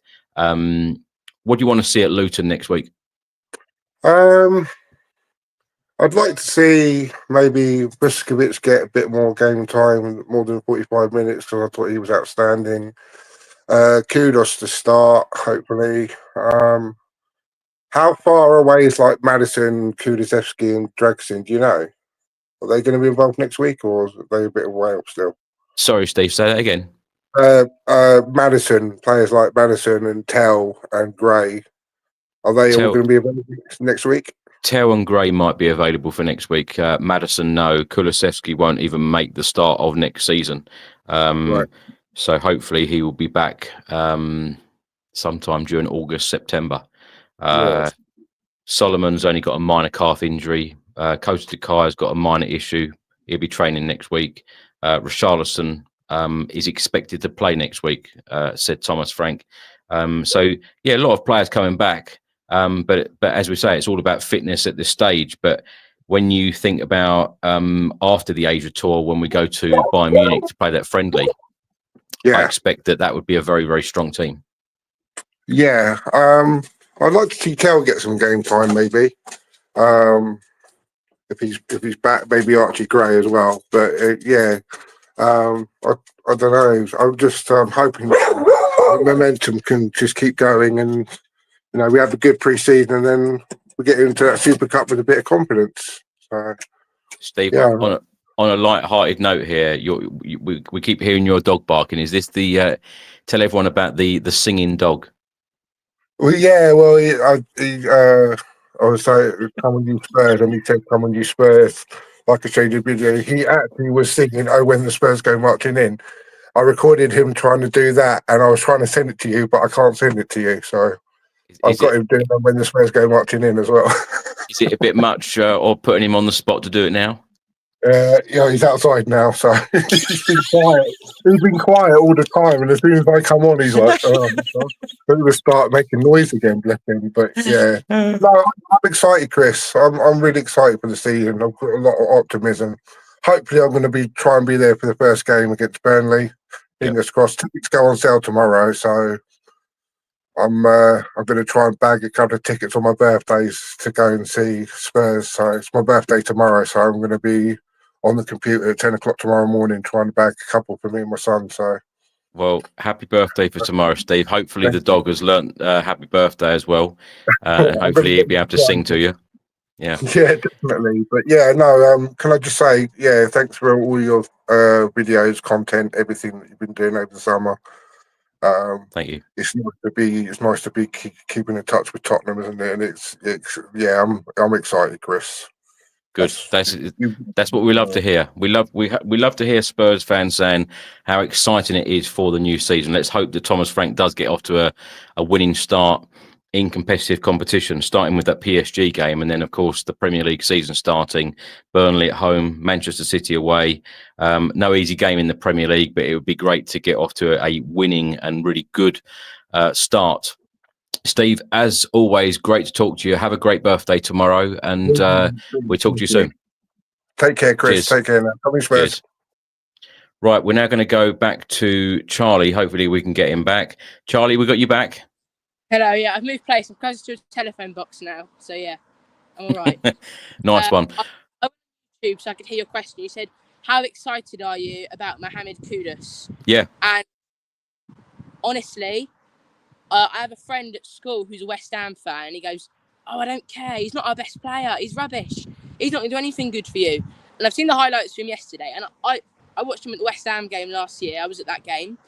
He's a class player, and I'm so excited for him. And, I think the day we signed him and he goes, "I only wanted Spurs, play the track," he was really bothered. Yeah. So, I can see him being a top player. Gibbs White, I mean, Marinakas, not a nice man, clearly. He's angry that his best player is leaving. He's going to a better place. He's joining a Champions League club, not a Europa League club. That's what we were last season, and we won it. So, yeah, he's been a bit annoying about that, but I'm sure, Chris, you would have seen him clapping the Forest fans yesterday. I believe he's had his medical, his media's done. It's literally, we're just waiting for that thumbs up from Forest and the thumbs up from the FA and the Premier League, and yeah, all things go ahead. So an exciting season for Spurs. Honestly, I can't wait, Chris. I cannot wait. Charlie, if that deal does get done for Morgan Gibbs-White, what else do Spurs need in this transfer window? I think I put it in my email to you, Chris. We really need a 6. Obviously, if we can get Adam Wharton, oh my words, we are going to be so good. It's like when Arsenal signed Declan Rice. We all knew how good he was. Signing a player like Adam Wharton, we know how good Adam Wharton is. We know what he's going to be. So, fingers crossed, we can, pay the money for that, because something's clearly changed at Spurs. The money we're spending in this window, Kudus and Gibbs-White, Wharton maybe next. But if not, I've looked into a few players like I always do. Joao Polinia, he's a top player from Bayern Munich. It's just his wages that worries me. He can't expect to just come to Tottenham and keep his 200 grand a week wage, because that's not how a wage structure works. Douglas Luiz, I think he'd be pretty perfect. But then I look at the way he played for Villa. Was he more of an 8 than a 6? So there's obviously questions there. And they're probably the top 3. So if we can get Wharton, we should definitely go for Wharton. Although his injury record isn't the best. Yeah. Charlie, enjoy the rest of your holiday, and we will talk to you properly again soon. Yeah, hopefully I'll see you in Usinaise, Chris. Absolutely. And hopefully we'll be seeing that trophy lift together. Yes, that'd be great. That will be amazing. I can't wait. Honestly, Right. it's forefront of my mind. We'll speak to you soon. Thank you for having me on. Goodbye. Cheers. Right, we're now going to go to Dom. Dom, how are you? Yeah, good day, Chris. How you going, mate? Yeah. Sorry, mate. Yeah, you go. Yeah, no, I was just going to say, Dom, you're in Australia, yeah? Yeah, absolutely. Yeah, one of the old, not necessarily an Ange fan, back in the UK, donkey's years. I wouldn't say I was on the old shelf, but going back, oh, dearie me, 91, 92 and all that stuff. So got a bit of a mixed accent now, but I wouldn't say necessarily an Ange lover, but an Ange admirer from Melbourne, obviously been over here for a long time. But yeah, no, good to see Frank on board. Yeah. Can you talk to me, being in Australia, the hype of when Ange Postecoglou was actually appointed as Spurs manager? Then, of course, Ange guiding Spurs to 5th place in the first season, then guiding us to Europa League success in the second season. I know a lot of people will go on about 22 league defeats, but I feel like most of Australia will only talk about the Europa League win, which is absolutely fine, by the way. We all love the success. But how has it been the last couple of years in Australia? You supporting Spurs beforehand, but having an Australian managing Tottenham. What's it been like for you?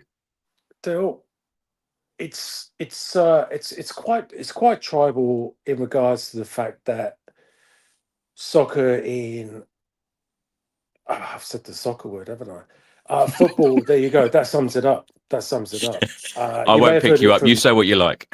Yeah, you may have heard it from Vince Ragusea and all that stuff. Like it's one of the lesser sports.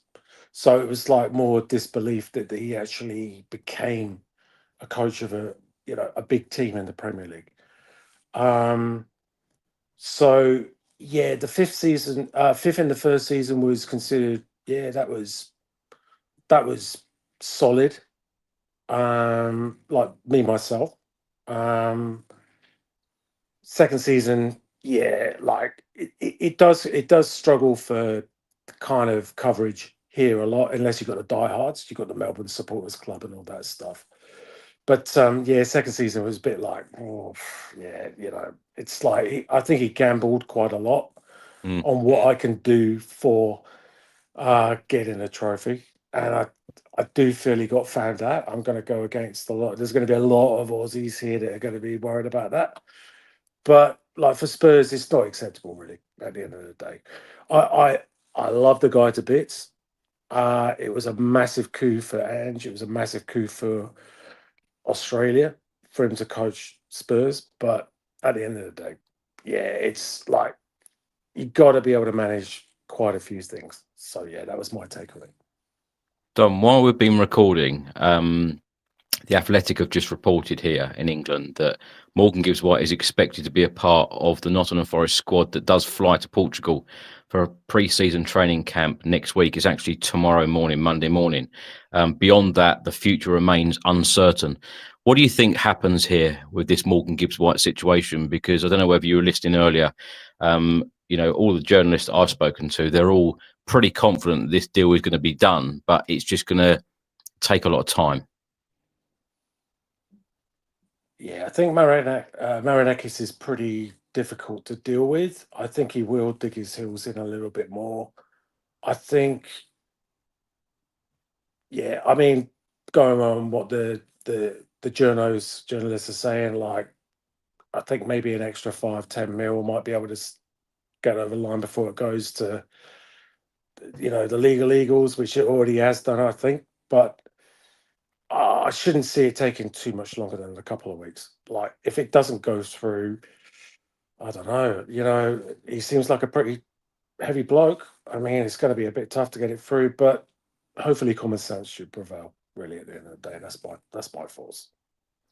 Don, what else do Spurs need to do in this transfer window? And what really does, what would you say is the definition of really backing Thomas Frank as the new boss?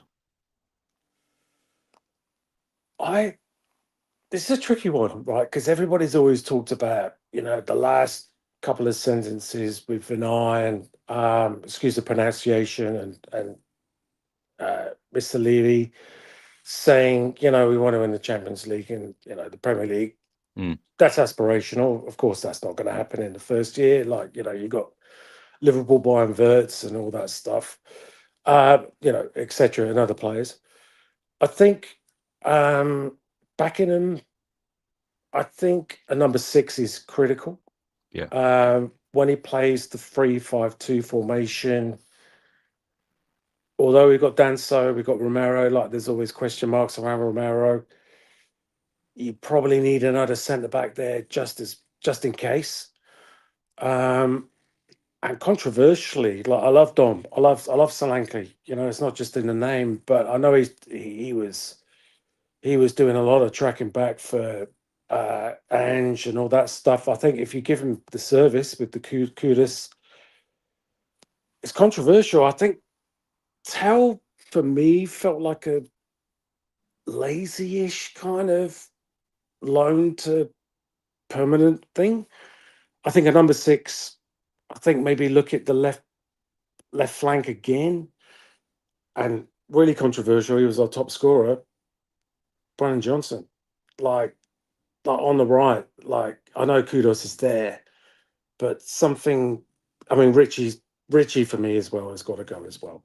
So, like maybe a little bit of reinforcement up front, but mainly the number 6 is my take on it. Yeah.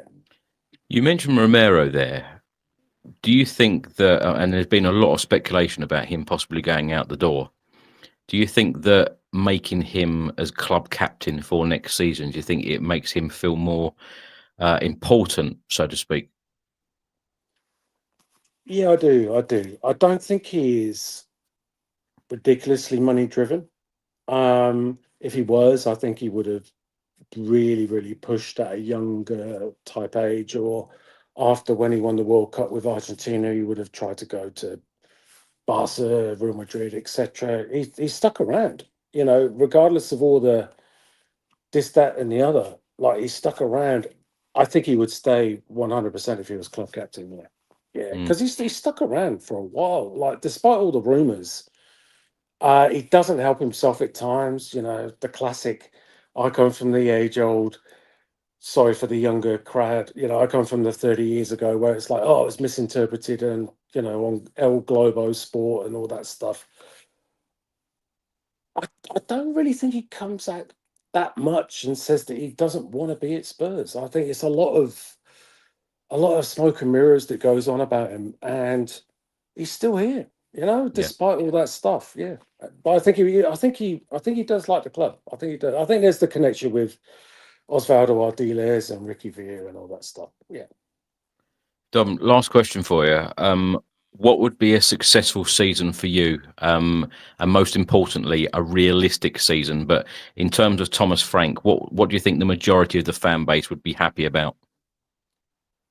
Yeah, I think realistically, I reckon about 6th or 7th is like to re-baseline, to be happy. Like, I actually think the squad is good with what Frank can do with it. And that's not to bag Ange and all that stuff. I just think that 6th or 7th is good. And I think just kind of re-competing on all fronts. I would like to say that I think that the new CEO, you can already see movements there. You can already see kind of like more, not just throwing fans a carrot there and saying, hello, lads, this is what we're trying to do, but you can see something happening. So I think it's progress. That's not to, I'm in Australia, and eternally grateful for the Europa League. But I think sort of 6th or 7th and being competitive. I think everybody has kind of selective memories when they forget that Man City, Arsenal, Liverpool, they're up above us, and Chelsea resurgent as well. Did I say that live on air?